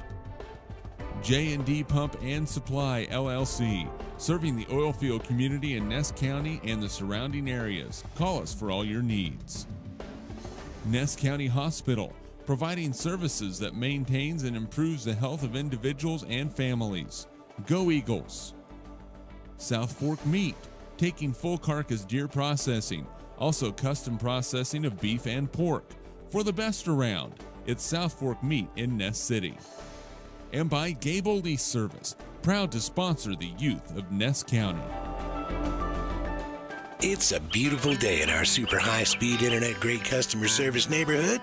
Like you, this is where we live. In fact, our company is employee-owned, so it's our goal to improve the quality of life for everyone in our community by delivering faster, more reliable internet, clearer, more feature-laden phone service, quality TV channels, all with the level of customer service you'd expect from people who are your neighbors. Eagle Communications. Our community connected. This Ness City Sports presentation is brought to you by BTI John Deere, the smart choice for your operation in Buckland, Greensburg, Hoxie, Pratt, and Ness City. By Swift Services. For fast and quality oil field services, call Swift Services with locations in Ness City and Hayes. G&L Health Mart Pharmacy. Friendly, convenient pharmacy services and the quality healthcare products you need. Go Eagles! American Family Insurance, serving the area for your insurance needs. See Agent Mary Jo Hayflicker. D.E. Bonder and Grain Company and Ness City Farm and Feed, covering the farming needs in Ness County and the surrounding areas. From the supplies to the elevator, we've got you covered. J&D Pump and Supply, LLC, serving the oil field community in Ness County and the surrounding areas. Call us for all your needs. Ness County Hospital, providing services that maintains and improves the health of individuals and families. Go Eagles! South Fork Meat, taking full carcass deer processing, also custom processing of beef and pork. For the best around, it's South Fork Meat in Ness City. And by Gable Lease Service, proud to sponsor the youth of Ness County. It's a beautiful day in our super high-speed internet great customer service neighborhood. Like you, this is where we live. In fact, our company improve the quality of life for everyone in our community by delivering faster, more reliable internet, clearer, more feature-laden phone service, quality TV channels, all with the level of customer service you'd expect from people who are your neighbors. Eagle Communications. Our community connected. This Ness City Sports presentation is brought to you by BTI John Deere, the smart choice for your operation in Buckland, Greensburg, Hoxie, Pratt, and Ness City. By Swift Services. For fast and quality oil field services, call Swift Services with locations in Ness City and Hayes. G&L Health Mart Pharmacy. Friendly, convenient pharmacy services and the quality healthcare products you need. Go Eagles! American Family Insurance, serving the area for your insurance needs. See Agent Mary Jo Hayflicker. D.E. Bonder and Grain.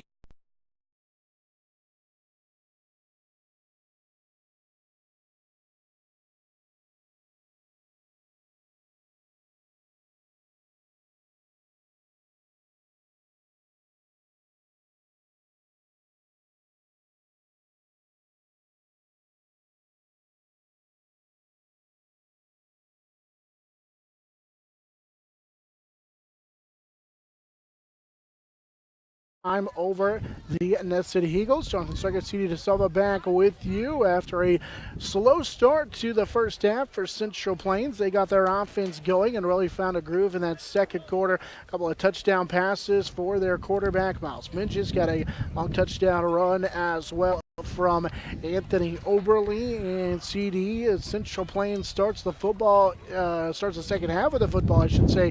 So you know offensively they're really clicking, trying to keep this rolling in the second half. If you're the Ness City Eagles defensively, you're in desperate need of a stop here. Oh yeah, you really are. And like you said, Central Plains gets the ball first, and they are really starting to click. They have scored a touchdown on their last 4 possessions. The only possession they didn't score a touchdown was their first one, which the Ness City defense made them turn it over on downs. But since then, it's been a high-powered offense for Central Plains, and that's in part thanks to their defense for forcing Ness City to punt for the second quarter.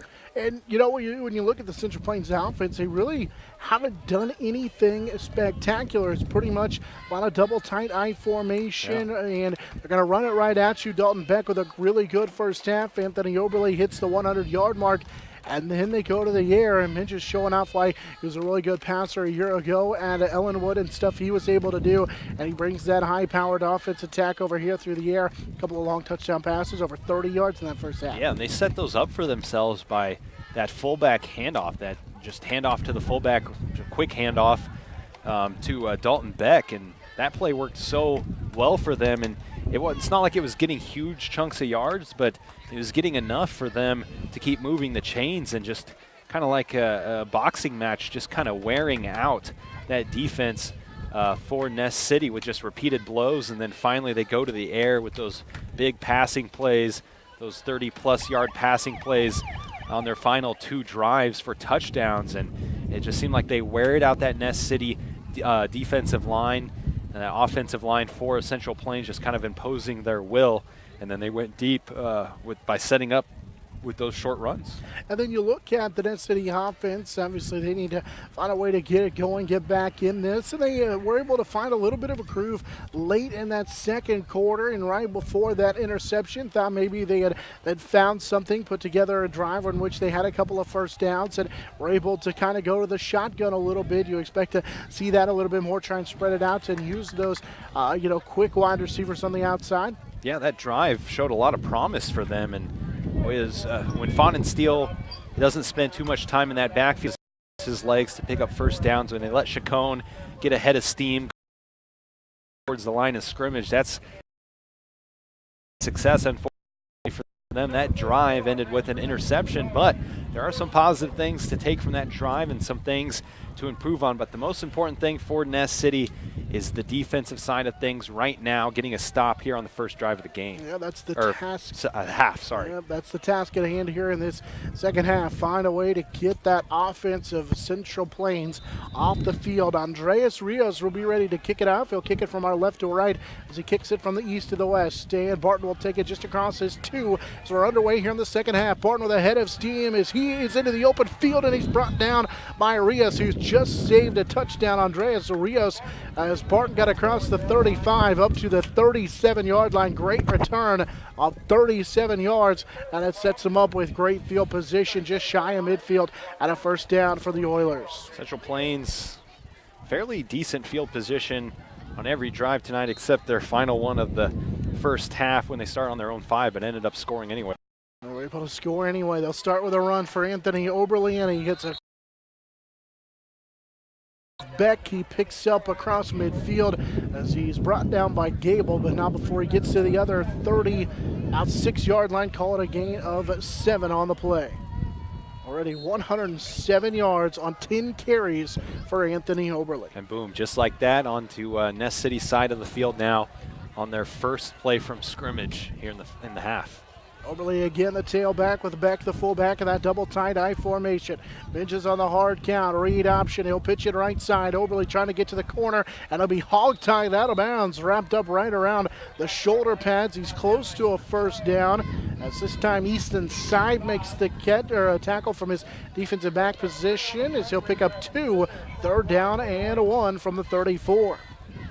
And a couple of plays there for Central Plains has set themselves up with a 3rd and short, and this is where they had their success in the first half, making 3rd and manageable situations for themselves. Go right back to that I formation, hard count. Everybody stays at home. Quick hitter Beck. Dalton dives forward inside the 30 to the 29. Andreas Rios makes the tackle, but not before they get a first down. That'll be a gain of 5 for Dalton Beck, the fullback, and it's a first down. Just Central Plains offense picking up where they left off, moving the chains and moving down the field. First down, number 7 of the game for Central Plains. Clock winding with 11 minutes to go in the 3rd quarter. Oilers are driving. First down at 10, just inside the 29. Ball's on the ground, and it will be saved by Beck. I think he's the one who picked it up, as Minges and Beck not on the same page. And luckily for the Oilers, they will get the football back. They lose 3 yards on the handoff, though. That's twice Central Plains has fumbled and recovered it tonight. Luckily, though, they're able to recover on the fumble. I think Beck recovered both of them. I think you're right, as he was able to dive on it. And they get it back, but they'll lose a couple yards back to the Ness City 33-yard line. I formation, read option. Beck will take it away from the quarterback, Minges. He drug his teammates, pulled Minges to the ground, but he'll get those 3 yards back to the 30. 3rd down and 10. Oh, we've seen that a couple times tonight, where it doesn't seem like Minges meant to leave it in the hands of his fullback, but the fullback just kind of takes away from him. And that's a hard play to execute, because if you're the fullback, you don't really know if he's giving it to you or not. You just kind of got to hold on to the ball, and if he pulls it out, he pulls it out. That triple option out of the I formation. Big 3rd down and 10 from the 30. Quick pitch left side. Oberle trying to get to the corner. He'll get to the sidelines, and he's wrapped up again high. This time Matthew Delaney makes the tackle. Delaney will stop him at the 25-yard line. Gain of 5. Now it's 4th down. So freshman Delaney makes the tackle. And Cade Beck just wasn't able to get on the other side of the defender he was blocking there. He was on the wrong side. If he would have been on the other side, which was a tough spot because of where he was on the field, but if he would have been on the other side, that play could have probably been broken open. 3rd quarter clock will wind under 9:15 to go. 30-0 Central Plains of the lead. Ness City showing blitz on 4th down. Here they come. Minches off his back foot will throw it deep, but he overshot his man. Diving in the attempted catch was Barton, and it's a turnover on downs. So the first half started with a turnover on downs on the first possession for Central Plains on their first possession of that first half, and the second half starts the same way as the Oilers turn it over on downs. Before that pass, by the way, Minches had completed 4 in a row. Yeah, good stop there by the Ness City defense. That's what they needed. Took them a little while, but they finally got the stop, bend but don't break. Here they are back on offense. They'll go to the shotgun on their own 25. Snap to Faunensteel. Looking to the flat. He'll go to the tight end. Andreas Rios made the catch and then slipped as he cut in the middle of the field to the 33-yard line. Second time Rios has been free. Gain of 7 brings up 2nd down and 3. Gets it up to the 33-yard line. Second catch of the game for Rios as well. And for Ness City, penalties and negative yardage is what kills drives, so we'll be looking to avoid those things here on this possession. 8.5 to go, 3rd quarter. Still that 30-0 lead for the Oilers. 2 wide receivers to the left. Now Rios will line up as a wide receiver here to the near side. Out of the shotgun is a quarterback, Fawnensteel. Snap back to him, out of the shotgun, over the middle. He's got his man, that's the tight end Rios again, who's got a first down. Back-to-back plays, they've went over the middle. Ball to the 36-yard line and a first down on a gain of 4 for the Eagles. Besides a few long passes, including the interception by Fawnensteel, pretty much every pass has been in the middle of the field for Ness City, save for a few bombs they've thrown on the sidelines. It's their 5th first down of the game as we close in on 8 minutes to go in the third quarter. Back to that shotgun, 2 wide receivers to the left. Fawnensteel looking that way, and it's almost intercepted. It hit Barton right in the hands, and he would have took it the distance as he just started a run before he caught it. That's second down and 10. Oh, he knew it too. He saw nothing but green field ahead of him as that one hit him in the hands. But great job by Alex Barton, realizing, being aware of what's been going on offensively for Ness City. They've been throwing it in the middle of the field, so Barton kind of posts up there in the middle of the field and spies the quarterback, reads his eyes. That ball hit him in the hands, but just wasn't able to haul it in. Second down and 10 now from the Ness City 36-yard line. 2 wide receivers to the near side. 1 split to the far side. Shotgun again, looking to the flat. They'll go over the middle, and he overshot his man. They went right back to the same play. Third down and 10. That one too high for the tight end, Andreas Rios. There's a flag at the 20 or 31-yard line. I think that's a flag. Yep, and they're going to say holding. They were looking to the Central Plains sideline. They will decline it. And now it's third down and 10. One person who's been quiet tonight, Nate Gable. Haven't heard a lot from him in the passing game. It was just that one catch that he's had tonight. Had 5 for over 100 yards against Maxville last week. It just hasn't really been a factor here tonight. And, well, that time the Eagles sneak out Chacon out of the backfield. So a defender has to come over and take care of Chacon. That means Rios is free, open in the middle of the field, but Fawnensteel just couldn't hit him on that play. Gable lined up as a wide receiver here to the right. Landon Reinhardt to the left. 2 wide receivers, in fact, to the left on third down and 10. Pressure coming. Fawnensteel is grabbed from behind by his jersey, hit, and he'll be spun down and sacked. Jared Bieberly will help clean it up, but coming through and making the tackle was Lee Letourneau. It's a sack on a loss of 1. Fawnensteel brought down on third down. It's fourth down and 11. A great defensive play there. Fawnensteel trying to make things happen with his feet, and Fawnensteel is going to come off the field. Ness City's going to punt this away. Also 1 on the sack. Third sack allowed of Fawnensteel in this game. Ness City with a late substitution on the front line. Need to get the punt away. With 7:05 to go here in the third, and they do. Pretty good kick that will go into the end zone, though. And they had a new punter, Alex Rodriguez, the sophomore, was in. And he kicked it out of the end zone. Kicked it into the end zone, in fact. And Ness City forced to punt on their first possession of the third quarter. They did pick up a first down, but unable to capitalize. And now with just under 7 minutes to go in the third, 30-0, Central Plains with the lead. First half started with a punt by Ness City and then turnover on downs by Central Plains. The opposite here to start the second half, turnover on downs on Central Plains' first possession and a punt by Ness City. High formation, the Oilers hope they can continue to do what they did in that first half because it was touchdowns every time afterwards. As Dalton Beck carries it across the 21, call it a gain of 6 for the fullback Dalton Beck. He's been busy. That's 17 carries for Dalton. A busy night, both running and catching the football. Brendan Chacon was the one who made the tackle. So here on the near sideline, Trevor Vandegrift getting stretched out a little bit, dealing with cramps as Levi Crosswhite in at that nose guard position. Counter play right side, and the ball came free. Another fumble for the Oilers, and Ness City's got it at the 25-yard line of Central Plains. And Ness City with some luck, and now we've got a Oiler down on the play. This looks like Liebel, excuse me. He is down on the play. He's one of those defensive end, tight ends. The training staff was motioning for an EMT, very aggressively trying to get somebody to come onto the field. So not a good sign here for Brett Liebel, the junior. So the staff will make their way to the field. Yeah.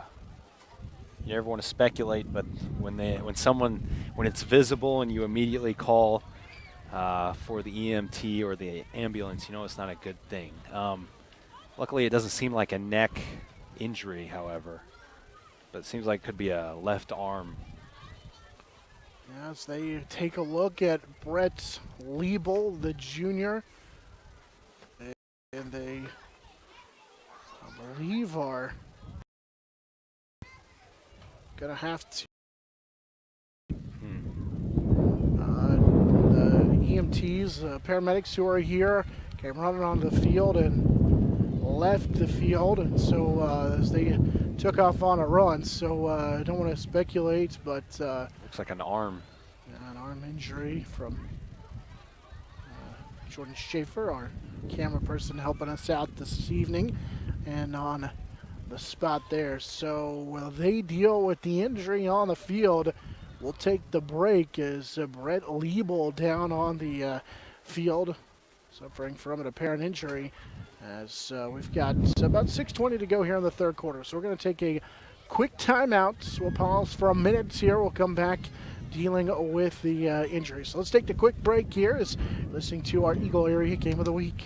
It's a beautiful day in our super high-speed internet great customer service neighborhood. Like you, this is where we live.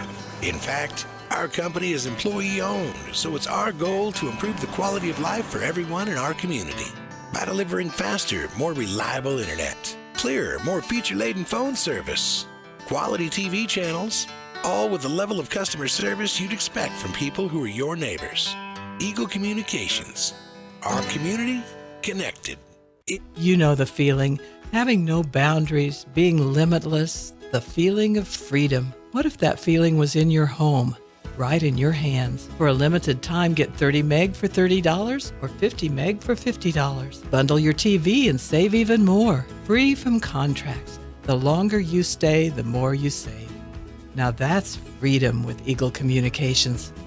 It's your internet, your way. Call 877-61-EAGLE today.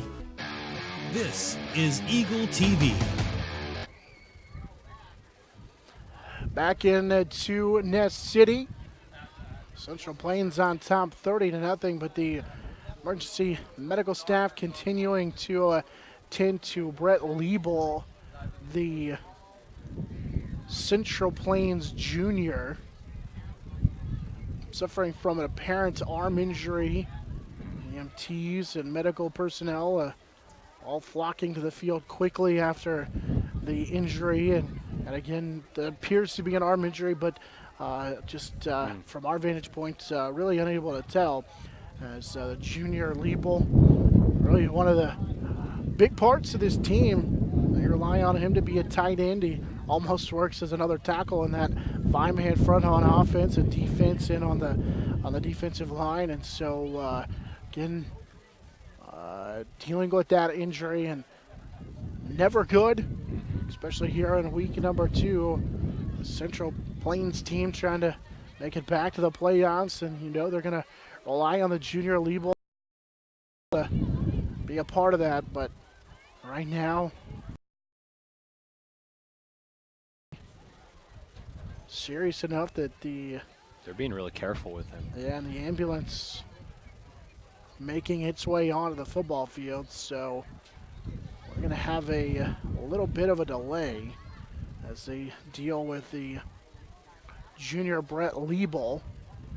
Mark Coles, the head coach for the Eagles from Nest City, coming to the sideline, and he's taking a med kit out there as well. So we saw Nest City officials and Central Plains officials all quickly make their way out to the football field, and it didn't look good from the get-go. Again, we're believe it's an arm injury spotted from over here. It's on the far side of the football field, so it's opposite of us, so it's hard to tell.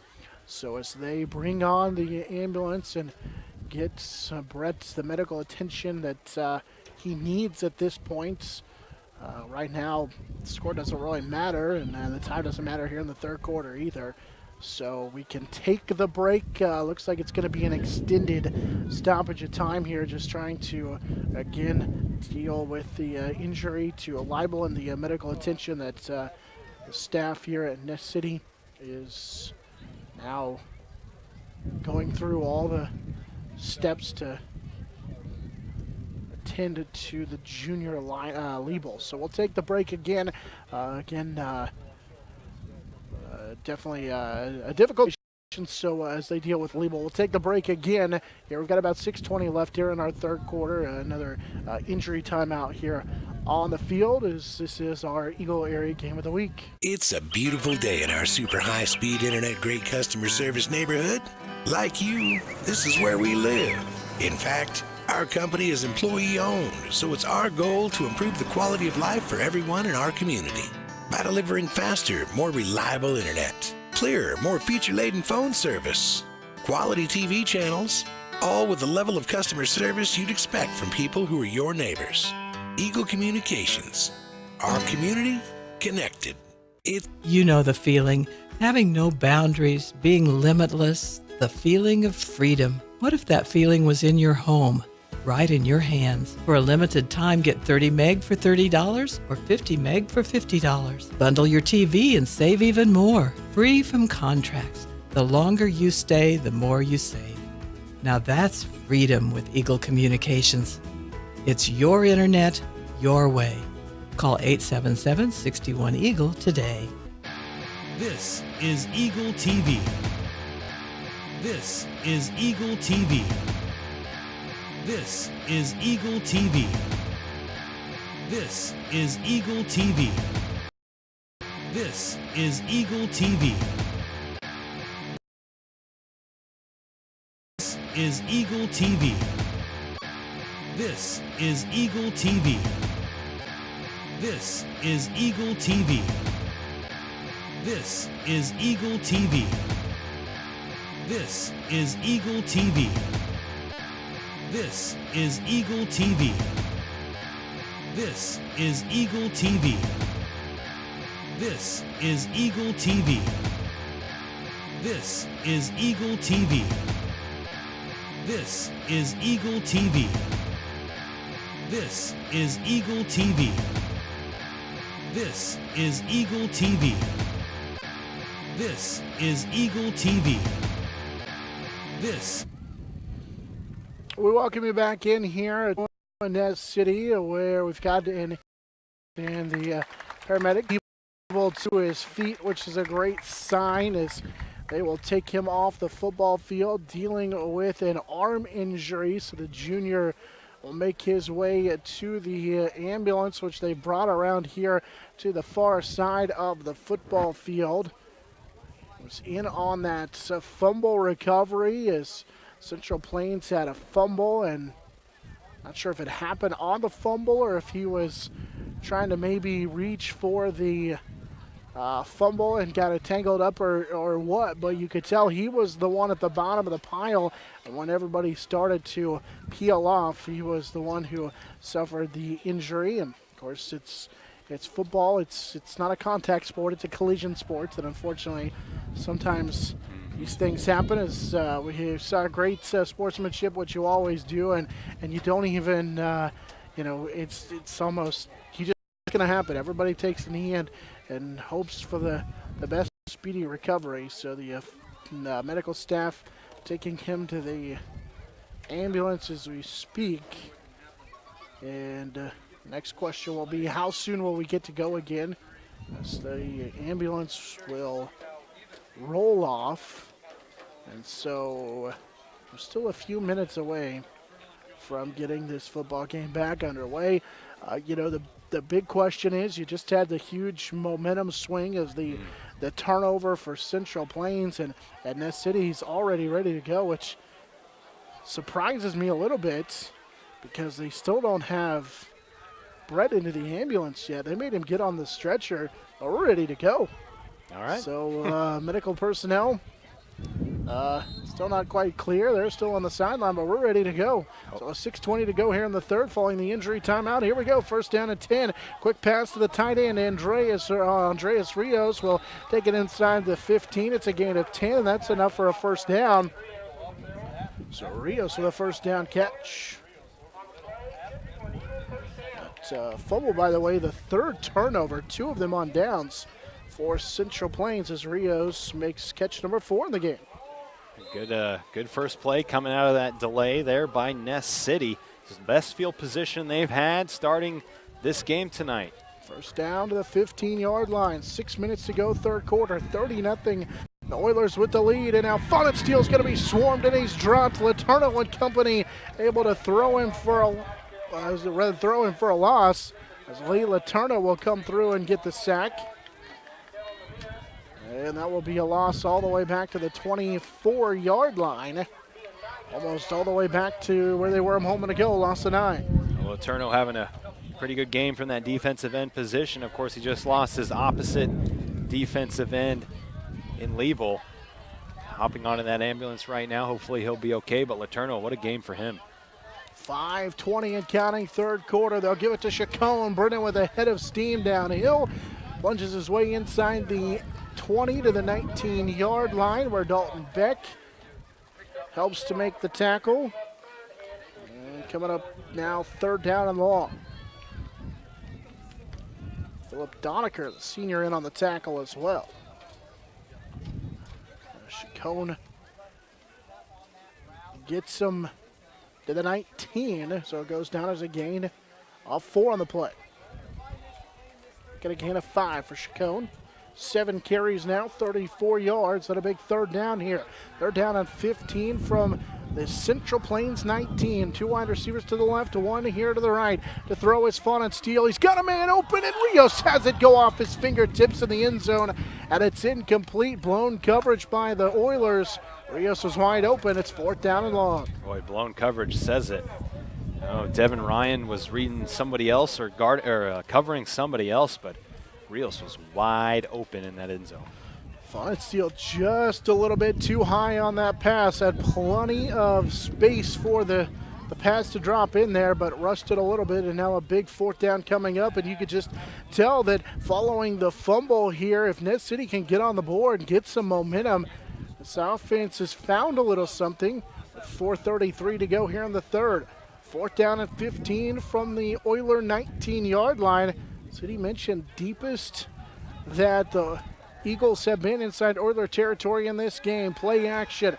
Steele will roll right now. He's going to step up with a man hanging onto his jersey. Rios is open, and he hauls it in for the touchdown from 19 yards out. Andreas Rios with a touchdown catch of the season, and it comes from Steele, who had a man draped all over him, and now Rios is down, and he's dealing with cramps following the 19-yard touchdown catch. Boy, what a throw, and boy, Steele got his jersey ripped as he was being spun around.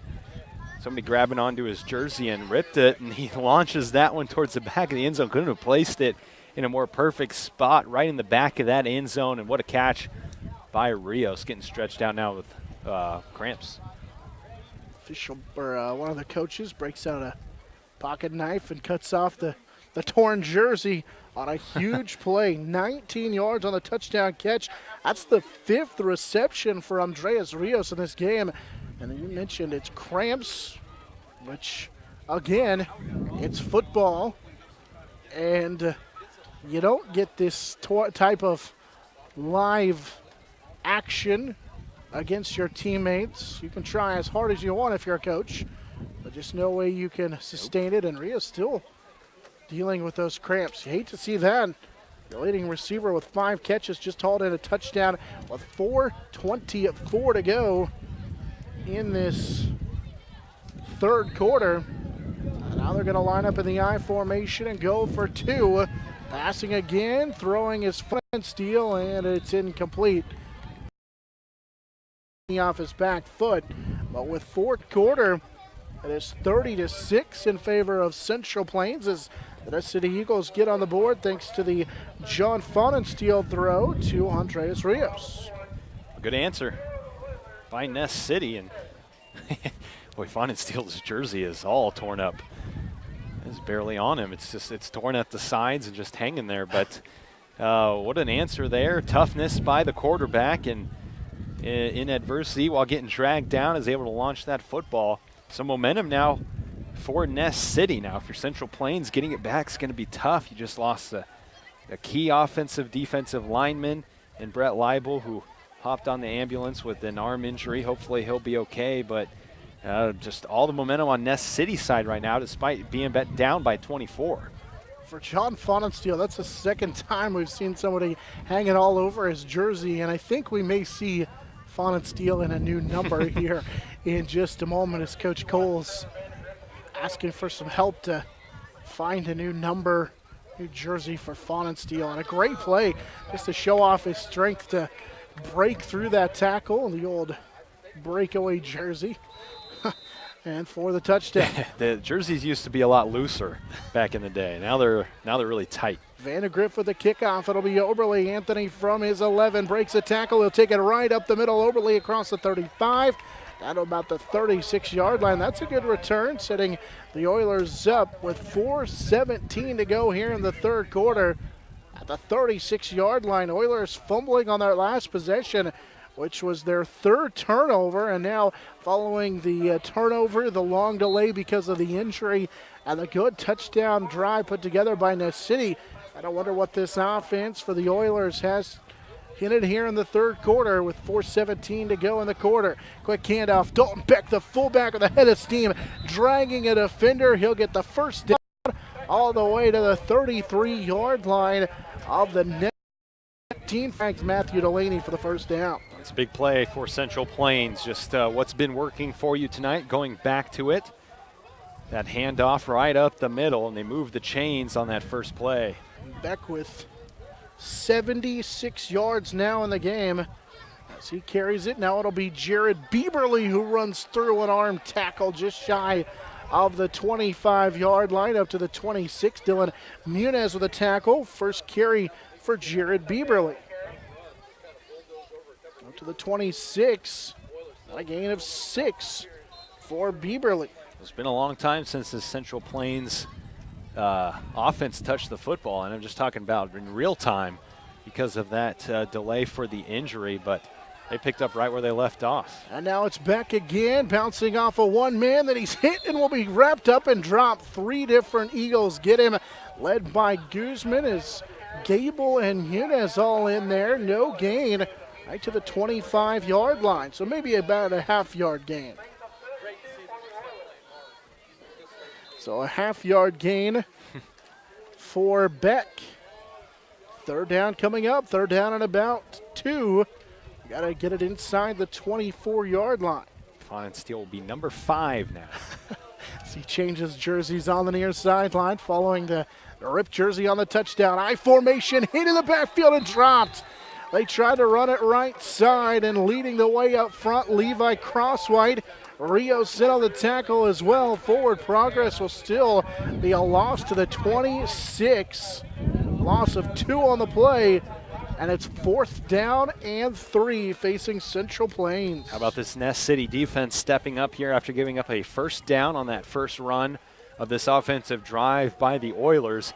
Ness City has kind of dug deep and held their ground. We'll see here what they do on 4th and 4. High formation here for Minges. Hard count, quick pitch right side. Here comes Ness City and they get him. Landon Reinhardt tackles him all the way back at the original line of scrimmage. Back to the 34, Anthony Oberle loses close to 5 on the play. It's a turnover on downs for the 3rd time in the game for the Oilers, and Ness City gets the ball right back. Boy, and John, 3 possessions for Central Plains in this half. Turnover on downs, a fumble, and a turnover on downs. This after converting on all but one drive in the first half, scoring on all but one drive in the first half. Take over at their own 32 for the Eagles, and the flag will stop the play here. Fawn and Steel, CD Mitchin wearing number 5 now. And it'll be false starts called on Ness City. We hadn't seen that a lot in the second half with 2:05 to play here in the third. They really struggled in that first half offensively with penalties. Just their third, though, of the game for 15 yards, but that will force them back to their own 26-yard line. And so now it's first down and 15. Run the option, right side. Hit is Chacon, and nearly had it taken away. They run the option to the right side, and the Oilers read it all the way. Ryan and Beck in on the tackle. Lost back to the 24. That'll be a loss of 2 on the play for Chacon. Second down and long. They have to get it all the way to the Oiler 38-yard line. This is much more like what we saw in the first half of the minute 30 here in the third quarter, and a 30-6 lead for the Oilers. Ness City scored on their last possession. Fawn and Steel has a wide receiver here to the right, 2 to the left. Shotgun, he'll throw it. Rios makes the catch, makes one man miss across the 30. He'll be brought down at the 35-yard line. It's still well short of the first down, but it's a gain of 11 on the 6th catch of the game for Andreas Rios. Sure makes third down a lot easier for Ness City, though, picking up that chunk of yardage. A year ago, Rios had a season-high 4 catches in a game for 66 yards already, with 6 catches here in tonight's ball game. That'll go for 60 yards so far in the ball game. Third down and 7 with 42 seconds to go here in the third quarter. Fawn and Steel to throw, has Gable. Nate bobbled it and can't catch it.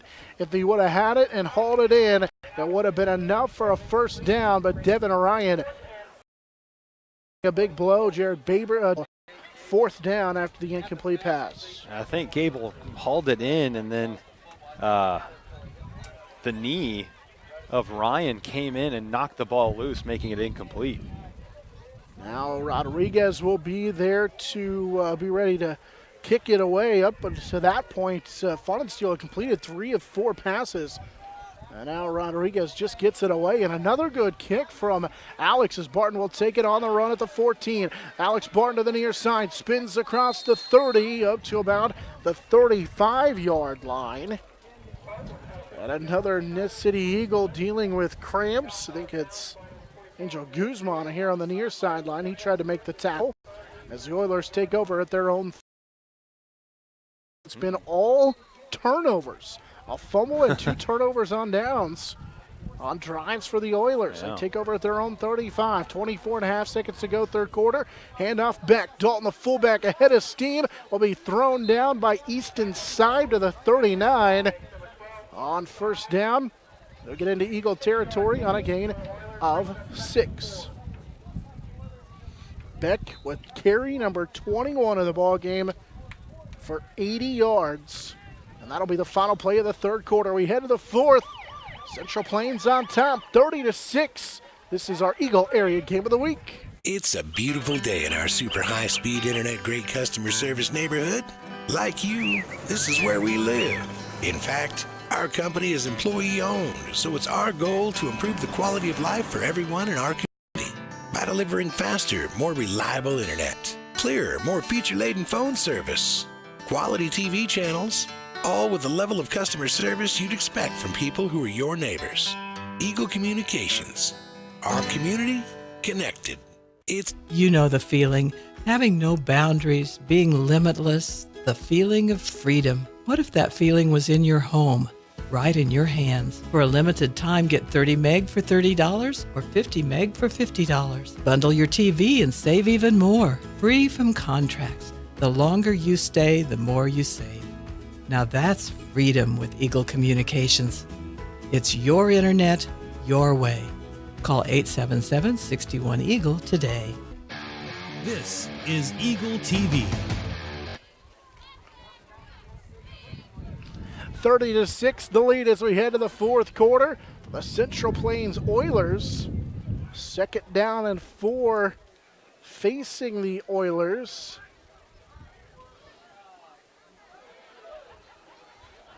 So we'll welcome you back in here to Ness City. Minges underneath center with that I formation. Jacob McAtee, actually it's Bieberly in at the fullback position, and he's going to be swarmed and dropped. Minges will be sacked all the way back to the 31 by Andreas Rios from his defensive end position. They'll give him forward progress to the 32-yard line. That'll be a loss of 10 on the play, 3rd down and 13 on the sack from Rios. Boy, this Ness City defense has really turned it up to another level here in the second half. They have given Central Plains nothing to work with offensively, and they've also gotten a turnover out of it as well. Our game brought to you apart by Adams Brown, Barron, and Ball, CPAs of Ness City.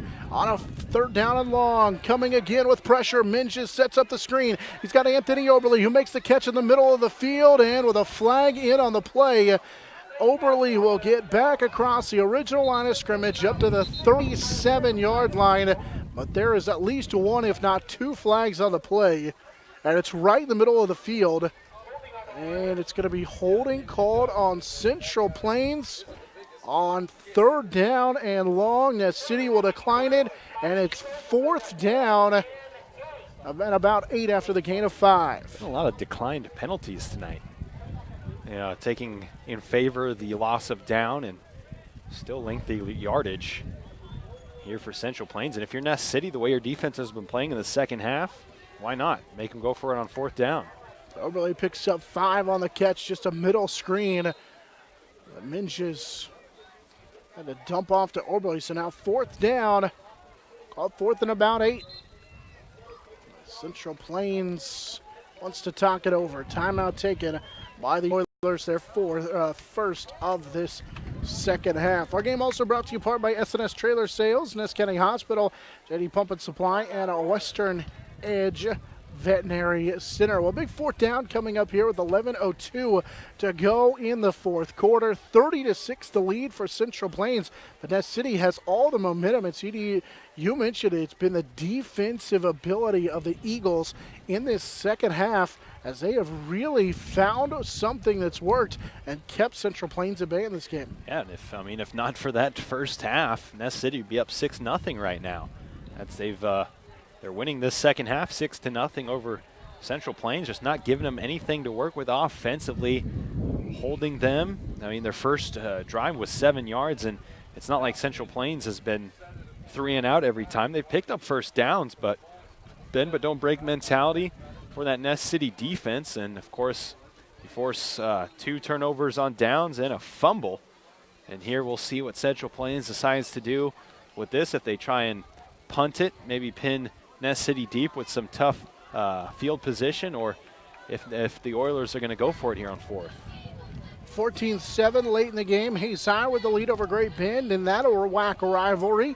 4th down and long. Minches with pressure in his face sets up the screen. It's batted down by Rios, and the 4th down for the 4th time now in this game will go the way of the Ness City defense. Another turnover on downs for Central Plains, and Ness City gets it back.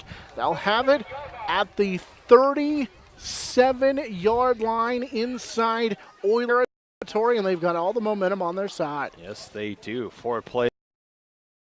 That's 4 straight drives offensively for Central Plains where they have turned it over. Rios making the play again. He had a sack on that drive. He, of course, hauled in the long touchdown pass in this 4th quarter. A City will take over out of the eye. Play action, Faunensteel rolling right. He'll throw it deep. It's just a jump ball with a flag in on the play. 2 flags now. And Rios again dealing with cramps on that far sideline. He just out-jumped Devin Orion, who's going to be called for pass interference. I assume that's the call on that far sideline, and he's going to come off the field as dealing with cramps again is Rios. And I think you're going to take the 6'2 Andreas Rios over the 5'7 Devin Ryan all day long. That is pass interference and an automatic first down on the penalty. It's always a tough thing to learn. First few weeks of the season is where your body's at when the end of the 3rd quarter and the 4th quarter come around. We saw some cramps last week as well. We saw a lot of cramps last week, and Rios struggling with them tonight. And they are not fun. He's not. If you had a cramp before, you don't do them on purpose. They just happen. And if you down Pedialyte or Gatorade or whatever they got over here on the sideline, sometimes they still keep happening. So just a tough thing you got to deal with and figure out about your body as the season goes on. And almost impossible to stop. Yeah. Once you get him in a situation like this, he'll be helped here to the near sideline. And he has been so big for this offense. And now somebody for Ness City else needs to step up. I mentioned 6 catches for over 60 yards for Rios in this game so far.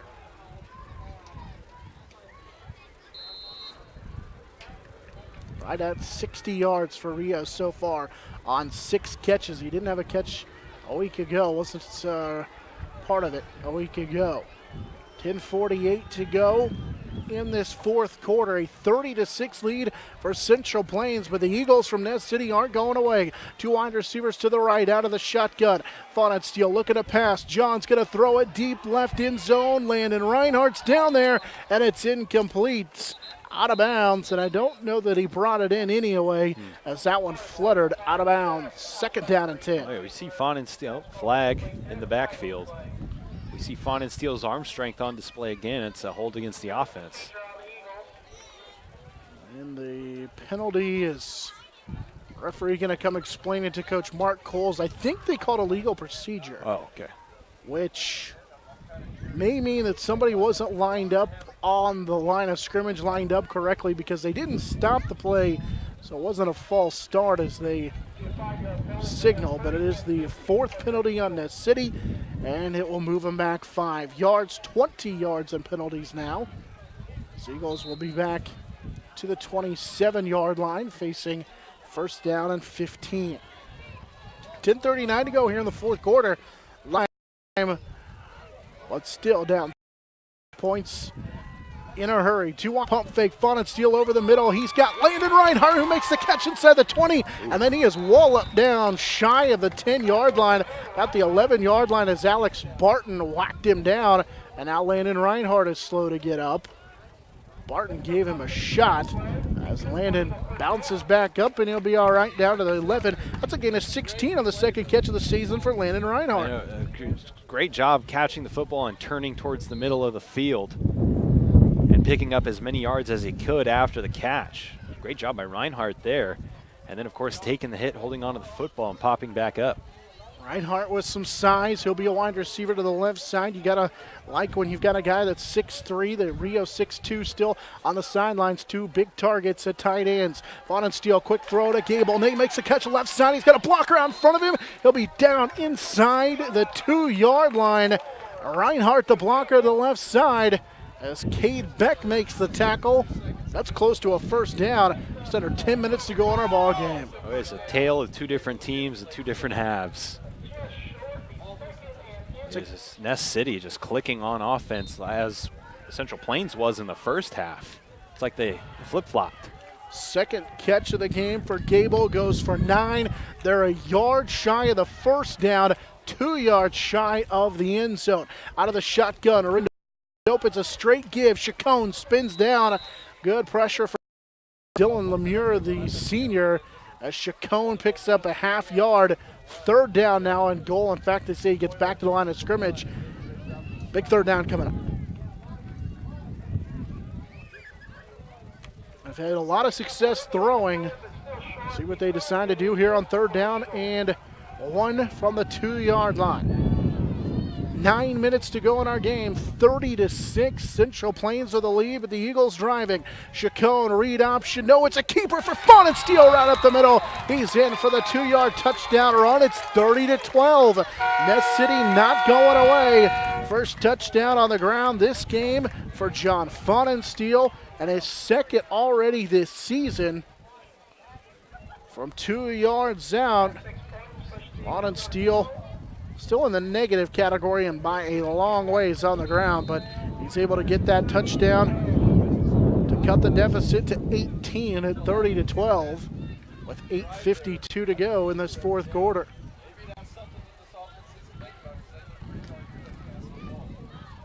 With 8:52 to go in the game, they'll line up and go for 2.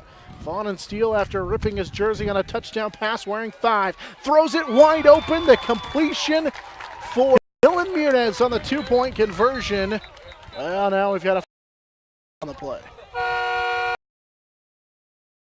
So we can hold off on the horn for just a minute and await the call from the official. It's a dead ball, unsportsmanlike conduct penalty. Is that on the sideline? He never signaled which direction. He's coming here to Coach Coles, and I wonder if this isn't on Ness City, because he's explaining it to Coach Coles. Coach Coles is not exactly happy, pleased with the call. They do get the 2-point conversion to Dylan Muniz. So this will be on the kickoff? Yeah. I'm guessing that was against Ness City. Yeah, it was against Ness City. Coles is the only person they talked to. So it will be on the kickoff, but they never really signaled. They never even pointed what direction it was on. They just said unsportsmanlike conduct penalty. So I tell you what, Ness City in the second half has played really well. I mean, they're outscoring Central Plains 14-0 in this half. Trevor Vandergrift has it teed up, ready to kick this one off. 8:52 to go. They're down 2 scores. Great Bend and Hayes High just tied it up with 2 minutes left in the fourth.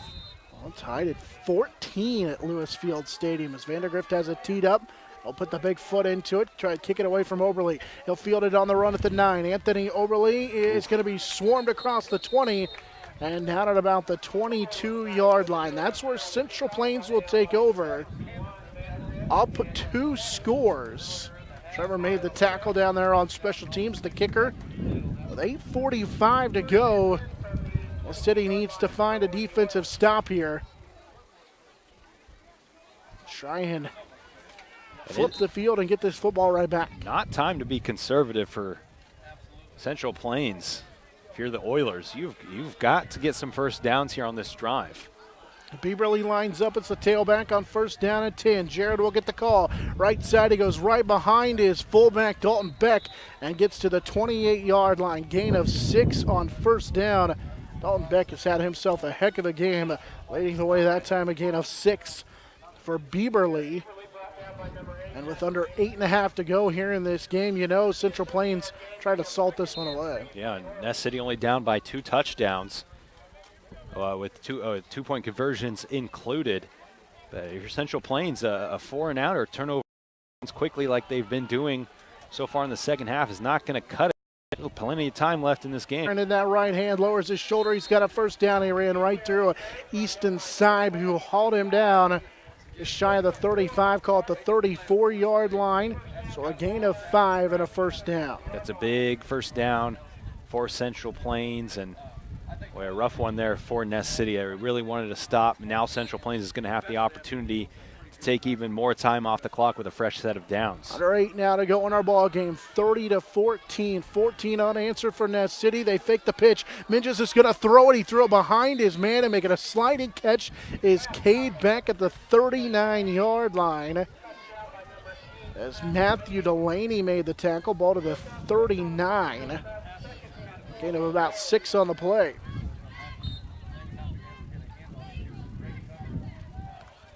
Minges over 90 yards through the air now. And that's the 3rd catch of the game for Beck. Right side, they'll run it. And Beaverly got hit and then knocked to the ground again, shy of the line of gain. But he does pick up 2. 3rd down as Alex Rodriguez makes the tackle. 3rd down and 4 from the 38-yard line. Inside Ness City territory.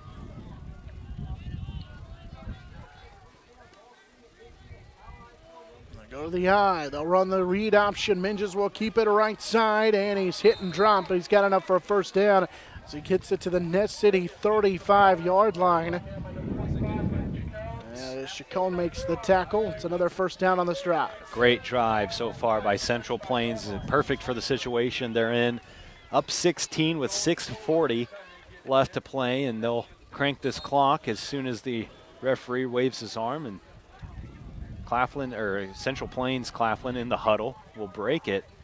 They're getting ready to run their 6th play of the drive here.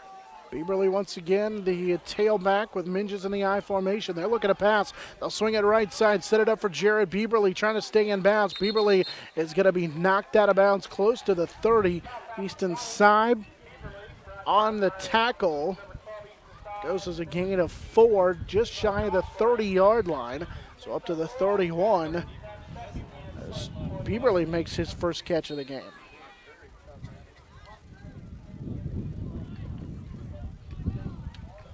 .96 yards now on 7 of 12 passing. Miles Minges started the game 0 for 4. Hit on his next 4. Now he's completed 3 of 5. 6:17 to go, fourth quarter. 16-point lead for the Oilers. Counter, left side. Bieberly breaks the tackle, breaks another one, still on his feet. He'll get to the sideline to the 10, angles to the 5, and it'll be ran out of bounds. What a huge play for Jared Bieberly coming in, the sophomore. Inside the 5, all the way to the 2, gain of 28 on the play. Sets him up first and goal just outside the 2.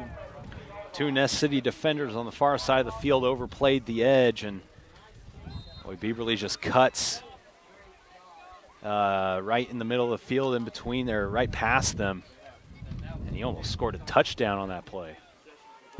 6:07 to go here in our ball game. 30-14, Oilers with the lead. Bieberly will again dot the I out of the I formation. Counter play, Jared right side. He'll plunge into the end zone for a touchdown. 36-14, the lead now for the Oilers from Central Plains, and that was the answer they needed after Ness City drove down and got within 2 scores. And it was 6:03 to go here in the fourth quarter. It is 36-14. Central Plains with the lead. As Bieberly able to come away with the touchdown run from 3 yards out. Now they'll line up and go here for 2. Pitch, they fake the pitch, they throw it late, and Barton has the catch. Good fake by Minges as Alex Barton will haul in the 2-point conversion. That was a great fake. 38-14 with 6:03 to go in our ball game. Central Plains has the lead. They have led the entire way. The city made a valiant effort back here in this fourth quarter, scored 14 unanswered points, but the Oilers answered in a big way. That could be the dagger that finishes it off, and boy, Central Plains, credit them for really struggling offensively on their first 4 possessions of this second half, and what a great drive by them there.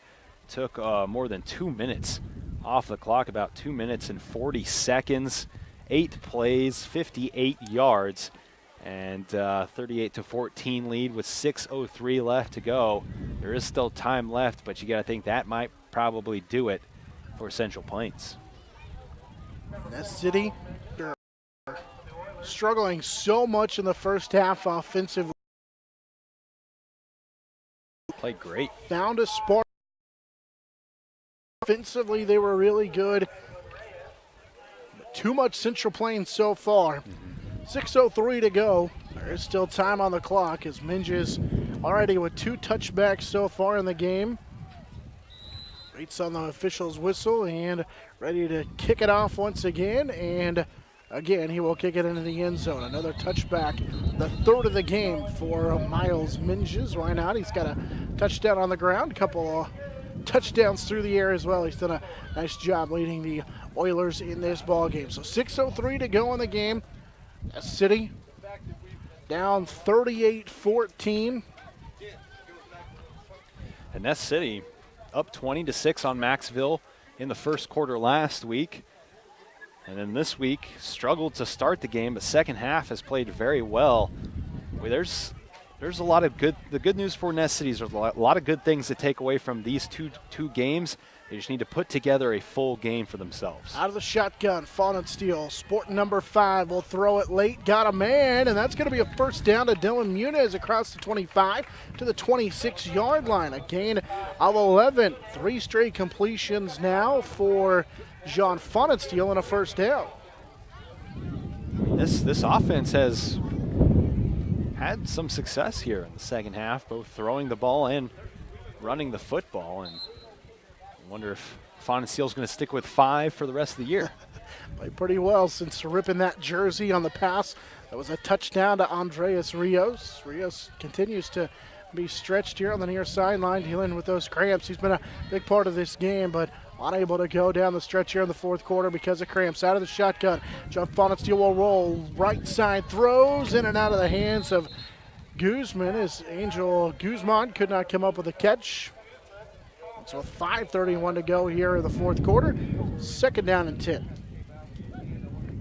They just rolled out Fonensteel to the right side and on the run, trying to fire it across his body towards the middle of the field. That's usually a no-no. Guzman just off his hands, wasn't able to haul it in. It's the 21st pass attempt of the game for John Fonensteel. That matches his 9 of 21 performance last week in the loss to Maxville. He's been much better, though, today.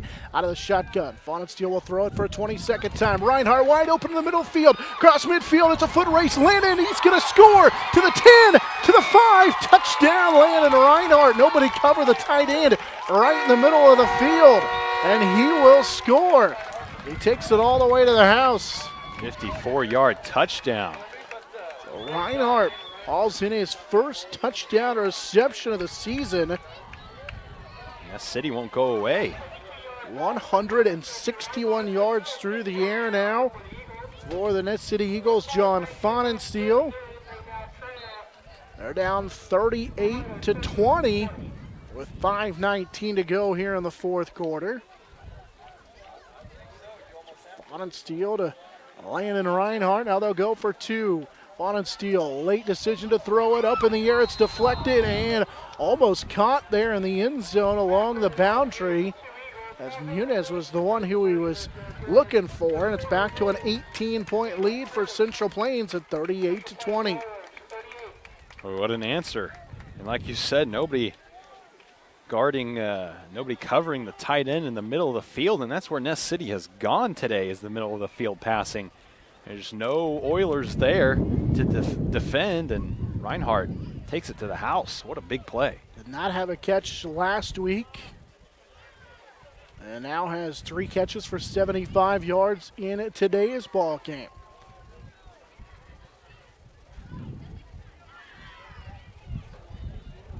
$14 of 21 passing for 161 yards for John Fonensteel. Fonensteel with those 2 touchdowns as well. So good day for Fonensteel, the quarterback. 5:19 to go in the fourth quarter at an 18-point deficit. See what and they scored just quick enough to still give themselves a chance in this one. Eagles will kick it deep once again as Oberle will take it inside his 10. Anthony with a head of steam across the 20-25-yard line is where he's wrapped up and brought down by Edwin Reyes. The freshman makes the special teams tackle. All at the 25 for the Oilers. And the goal for Central Plains here is chew some clock. They're going to do that by doing what they've done all game, handing it off to the fullback. They've ran the option play to the outside really well tonight also, so watch out for that. The City still with all 3 timeouts this fourth quarter. Eventually, Beck will take the handoff on the read option. Dalton right side, pulling defenders. They'll be brought down by Guzman once again. And also Vandergrift on the tackle, but we're going to get a face mask penalty. Gain of 2, closer to 3, and then you add 5 for the face mask. That'll bring up second down and about 3. Hayes High and Great Bend going into overtime, tied at 14. And they thought they were going to be done early tonight. Great Western Athletic Conference matchup there. Under 5 minutes to go in the fourth quarter. 38-20. Central Plains with the lead. Minja is out of the direct snap. He'll take it himself. He's got enough for the first down as he runs to the right side. Dalton Beck providing the block. Nate Gable with a tackle. As that is enough for a first down, so get it to the 37. On a gain of 4 on the play. Ooh, and they actually That's coming back. call it back. Is it a hold? Missed the signal. I think it was a hold.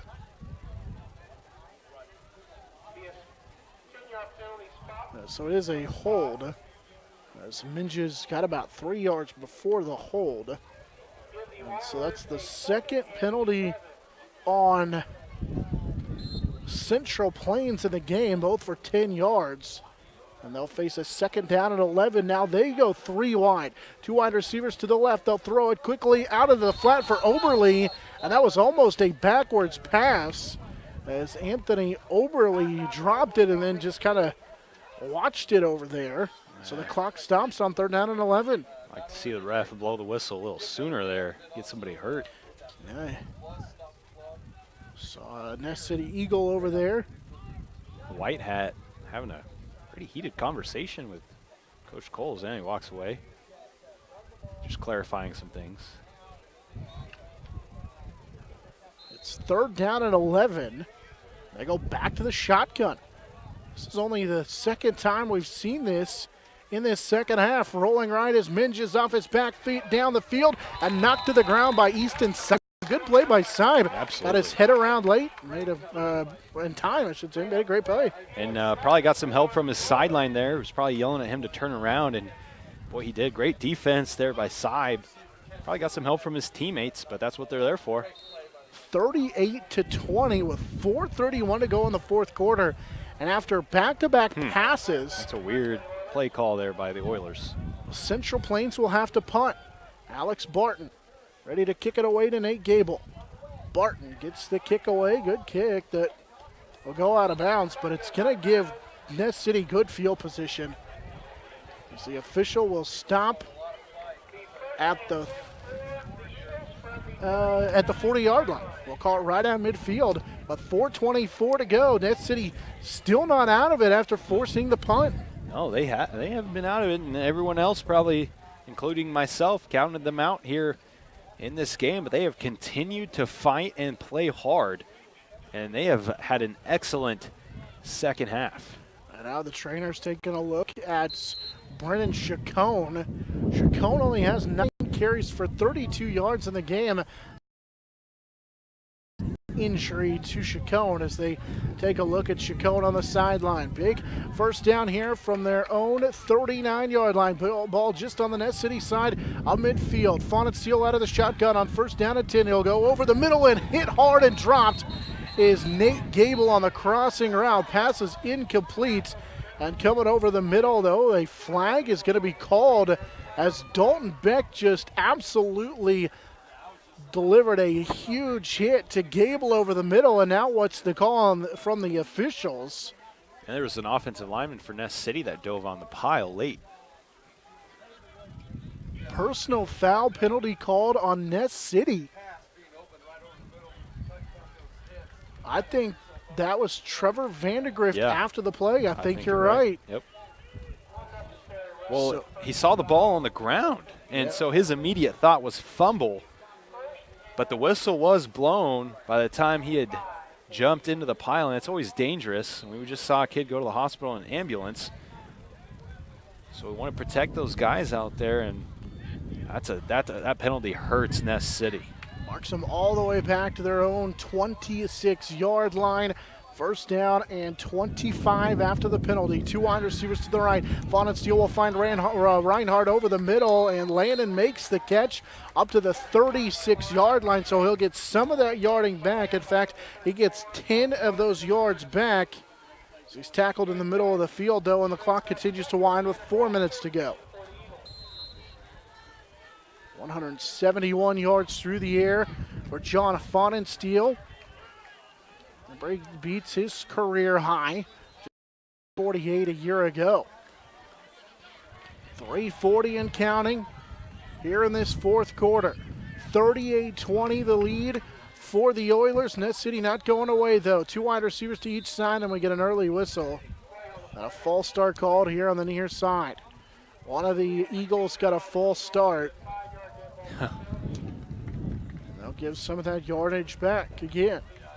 Coach Coles not happy roaming the sidelines right now. Personal foul, and then that penalty right there is not the direction you want to be going if you're Ness City down by 18 with 3.5 minutes left. All back to about the 32-yard line, second down and 19. 3:33 to go in the game. 4 wide receivers set. Fawnensteel looking to pass. Now he'll roll to his right. Decision to throw. Got a man. It's Muniz, and he dropped it. He would have had a first down at the 30-yard line, and Dylan took his eyes off the football. Third down. It was there. A great pass from his quarterback. Just couldn't haul it in, and he was right at the marker. It would have been a first down and a new set of downs for Ness City. And Ness City's found some open passing lanes. John Fawnensteel's thrown it now 24 times for 171 yards. 3:26 to go in the game. And if Ness City comes out of this game 0-2, it's not a whole lot, in my opinion, to hang your head on. There's a lot of things good things in this on this Ness City team. Fawnensteel to throw. He'll lob it down the field, and it's knocked to the ground. Good play by Devin Ryan. He had a man wide open and Gable down the middle of the field, but Ryan, his free safety position, comes up with a huge pass deflection, fourth down. Ryan playing center field on that one, covering a lot of ground to get there, and just almost gets that interception. Great defensive play. And with the ball on their own 31-yard line, down 2 scores with 3:18 to go in the game, Coach Cole sends out the punt team. Alex Rodriguez will punt it away. Barton on the run, takes it across the 20. Alex Barton stumbles across the 30 to the 31, and down 2 scores. Now I realize you're facing 4th and 19, but at this point it's 4th and forever. But with 3:09, you punt it away. Down 2 scores, and all 3 timeouts left. Almost a white flag from Ness City there, punting it away. But it's a big deficit with 3 minutes left, but you still want to show your guys that we could still make some things happen with 3 minutes left to go. We'll see if they can do it defensively. Right down to 18 at 38 to 20 out of the I formation. Minches and company looking to pass. They're going to throw it down the field. It's Barton who's open, and he'll stumble and be brought down inside the 10-yard line. And everybody's going to hate this. With 3:01, I understand why they're doing it. You're trying to score as many points as you can, and that was a huge bomb with 3:01 to go here in the 4th quarter. Those points are big when the end of the season comes around. So, of course, not a district game, but to go to the air that time and set them up all the way down to the 9, that was a huge play, and it sets them up with a first down and goal inside the 10. So Alex Barton will come up with a catch. I formation, 2 tight ends. Menges will hand it off to Bieberly, left side. He breaks a tackle, and he is in for the touchdown with 2:40 to go. Clock continues to run.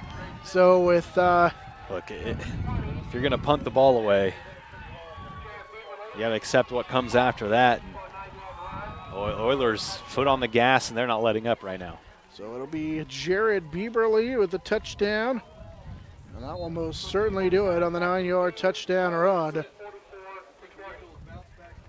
that was a 28-yard pass that set him up to Barton. And they fumble the snap of the 2-point conversion. And with 2:39 to go here, 44-20 the lead for Central Plains. And that will most certainly all but do it in this game. Up now 24 points.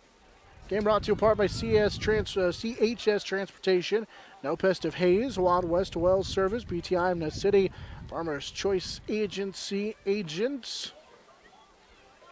Laura Cleveno, and also brought to you by HD Oil Field Services of Zen. It's a 44-20 Central Plains 1-1. Ness City going to fall to 0-2.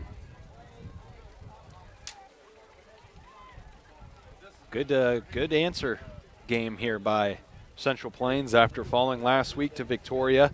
Probably in the way they pictured being different, having to split that game between Friday and Saturday and falling big, only scoring 8 points in that game against Victoria. But Central Plains came out answered on the road tonight, played very well against a good Ness City team who, despite the fact that it's 44-20, this Ness City team, there's some good things that they do, some things they do well, and they're going to win some games down the line here. Menges has it teed up, trying to get another touchback. Nope, he'll be just short.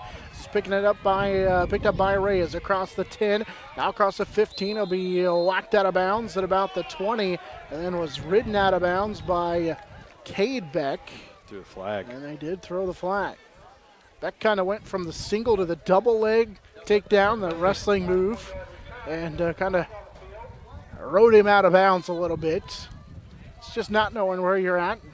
Kind of let go, but return will be the personal foul penalty. City, they were fighting in this ball game throughout, and you mentioned CD, saw some good things. Of course, early season matchup between these two teams. Central Plains has won 4 straight, 2 straight at Central over Ness City. Won 2 straight as Claflin back when it was still Claflin. So in the current era, Ness City has never beat Claflin. And it's 44-20 now with 2:32 to go in our ball game. Ball from the 37. Bonensteel out of the shotgun. He's going to throw it right side, and Andreas Rios dropped it. Rios had about good ball game in this one. Dealing with cramps and some pressure on the quarterback. Got 2 sacks in the game. He ended up so far with 6 receptions. Just under 2.5 to go in our ball game. 2 wide receivers right side, 1 here to the near side. Ball from the Ness City 37-yard line. Bonensteel pressured, he'll throw it late. Rios makes the catch, and he'll be swarmed as Bonensteel is still down on the field. He got popped pretty hard by 3 different Central Plains. There's ball to the 35 inside Oiler territory. It'll be a gain of 7 on the play. Brings up 3rd down and 3. Oh, a tough day for Bonensteel. I don't mean tough as in he struggled. He did a little bit, but he also played really well and just tough by taking those hits, getting his jersey ripped off of his pads, and he's just hung in there tough today, and he keeps competing. 3rd down and 3 from the Central Plains 35. Here's Landon Reinhardt over the middle. He'll make the catch down to the 29-yard line. That's a 1st down on a gain of 6. Hayes High beats Glenn in overtime, 21-20. 182 yards passing now for the quarterback, John Bonensteel, and he goes back to Reinhardt for a gain of 6. That's his 4th catch of the game. Brandon season previous high last year was 1 catch. He had 1 catch for 29 yards, the previous season high a year ago. So new career high for Reinhardt. 2 wide receivers right, 1 here to the near. 1:20 to go in the ball game. Bonensteel rolling left, trying to get away from a defender. He'll be tackled from behind by Lemure, as Dylan Lemure will bring John Bonensteel down inside the 25 to the 24. Gain of 5 for the quarterback, John Bonensteel. Bonensteel dealt with a couple of sacks early. They had that bad snap. Wasn't great in the first half. So he will finish with negative rushing yards today, but that was a positive. Gain of 6, 2nd down and 4. They'll swing it. Rios made another good catch. He just goes up and gets it inside the 15 to the 14. It's a gain of 9 and a 1st down. Timeout, Ness City. Rios Catch number 8 in the ball game goes for 9 yards. To the timeout with 38.9 seconds to go. So just about ready to wrap this one up. 44-20, Central Plains with the lead. Oilers, that first half, took them a little bit to get going. Scored their first touchdown at the end of the first quarter. They would score 2 more, make it 3 more times in the second quarter. Got an Anthony Oberle touchdown run. Miles Min Cade Beck a couple of touchdown passes. Also got one to Alex Barton. He's hooked up with Barton a couple of times in this ball game. At one point, it was 30-0 in the first half in favor of the Central Plains Oilers. Ness City, though, would come back in that third quarter, score a touchdown pass from Fawnensteel to Rios. They would add another Fawnensteel touchdown, this time on the ground, to cut it to 16-30-14. But a touchdown for Jared Bieberly made it 38-14, and now they lead 44-20. Fawnensteel does have a touchdown pass to Reinhardt in the game. Here's a little swing to Nate Gable, and he drops it on the left side. Pass incomplete. Then also Bieberly. In fact, Bieberly has 2 fourth-quarter rushing touchdowns in this one. With 38.4 seconds to go, second down at 10. Phillipsburg beats Smith Center 23-0. Another final for you tonight. Battle of a couple of ranked teams. Of course, we'll have our area scoreboard show coming up tonight following our game, and we'll be coming up here pretty quickly. We'll also update you on a lot of finals from around the area and the states coming up with our scoreboard show here, or our post-game scoreboard update. 2 wide receivers to the right on second down at 10. Fawnensteel on a deep drop trying to set up the middle screen, and he'll have it batted back to him and then throw it again. Wow. And now Fawnensteel slow to get up. There is a flag on the play. It's going to go down. In fact, there's 2 flags on the play. So he had that batted back to himself, and then he threw it again, which of course is a illegal forward pass. And so that will be the call. And so that makes it with 26.9 seconds to go. A second down and 14, but there was so that was both flags. There were 2 flags, but they were both for the same. Fawnensteel coming to the near side, holding that right shoulder. He's been harassed all ball game. So the 5-yard penalty will be the 8th of the game for Ness City. They have 5 in this fourth quarter alone. 2 big targets, split to each side. Reinhardt and Rios, second down and 14, just under 27 seconds to go in our game. They'll go over the middle. Reinhardt catches it and then hit right at the line of gain as he's popped down by Miles Minges, who's in on the defensive side. And now Reinhardt is cramping up with 15 seconds to go in the ball game. Reinhardt falls in another pass. It's 5 for Reinhardt. He picks up 5 on the play. 49-13, TMP beats Ellis. Another final for tonight, so a good day for Hayes teams. Hayes getting the win in overtime over Great Bend, 21-20. TMP taking care of Ellis, 49-13 in Ellis. Of course, we'll have our scoreboard show, and we'll wrap things up here in just a moment. 15 seconds to go. Central Plains. Sorry, that TMP game's still in the fourth quarter. Okay. Central Plains well on their way to 1-1. They'll be taking on Otis Bison next week. I think we had a Cougars score earlier in which they won, so expect the Cougars to still be ranked in A-Man Division 2. Ness City, meanwhile, back at home against St. John next week. With 15 seconds to go in the ball game. Could be down to our final play. 44-20 the lead. The Central Plains Oilers have led the entire way. The city made it close. Easton Sive now in at the tight end position. Wide receiver to the right. Shotgun read option. They'll give it to Chacon. Brennan trying to get to the right side. He'll be thrown down on 3rd down and 11, and that could do it.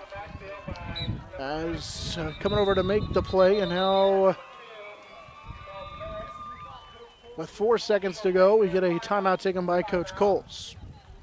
Dylan Lemire made the tackle that time, the senior. What an interesting game today. It was a little bit of everything. We saw Central Plains get off to a hot start. Of course, like you said, John, a 30-0 lead going into half. It looked like Ness City was going to get their offense going there at the end of the half, but then an interception by Devin Ryan of Central Plains kind of ended those hopes. But coming down the second half, Ness City used that momentum, put together a lot of stops defensively and a couple scoring drives, got it to within 18. But then, Bieberly kind of goes off a little bit. 2 touchdowns by him late in the game that kind of seals the deal for Central Plains. Bieberly scoring from 9 yards out, had that 3-yard touchdown run as well. As timeout taken by Ness City. Trying to get this end zone one more time, facing 4th down and 12. 44-20 the lead. Central Plains well on their way to 1-1 on the season. Oilers are going to drop 4. Have them stand back at the goal line.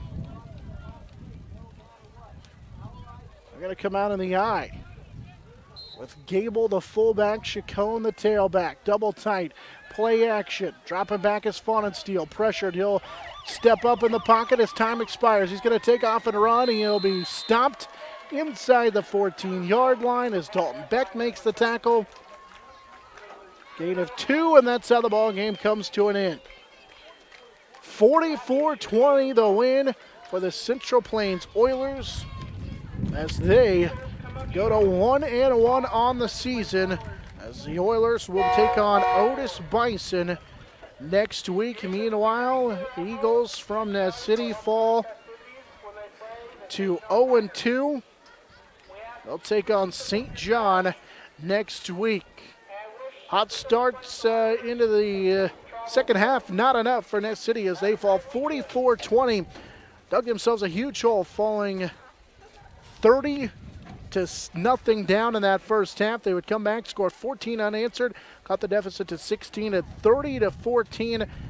Then a couple of touchdowns in the second half for Jared Bieberly for Central Plains gives them a 44-20 victory. In the game for Central Plains, they get a fantastic rushing attack. They get 83 yards from Dalton Beck, 114 on the ground from Anthony Oberly. Miles Minges goes over 100 yards through the air. Meanwhile, for the Ness City Eagles, led through the air by John Faunensteel. Good attack for Faunensteel.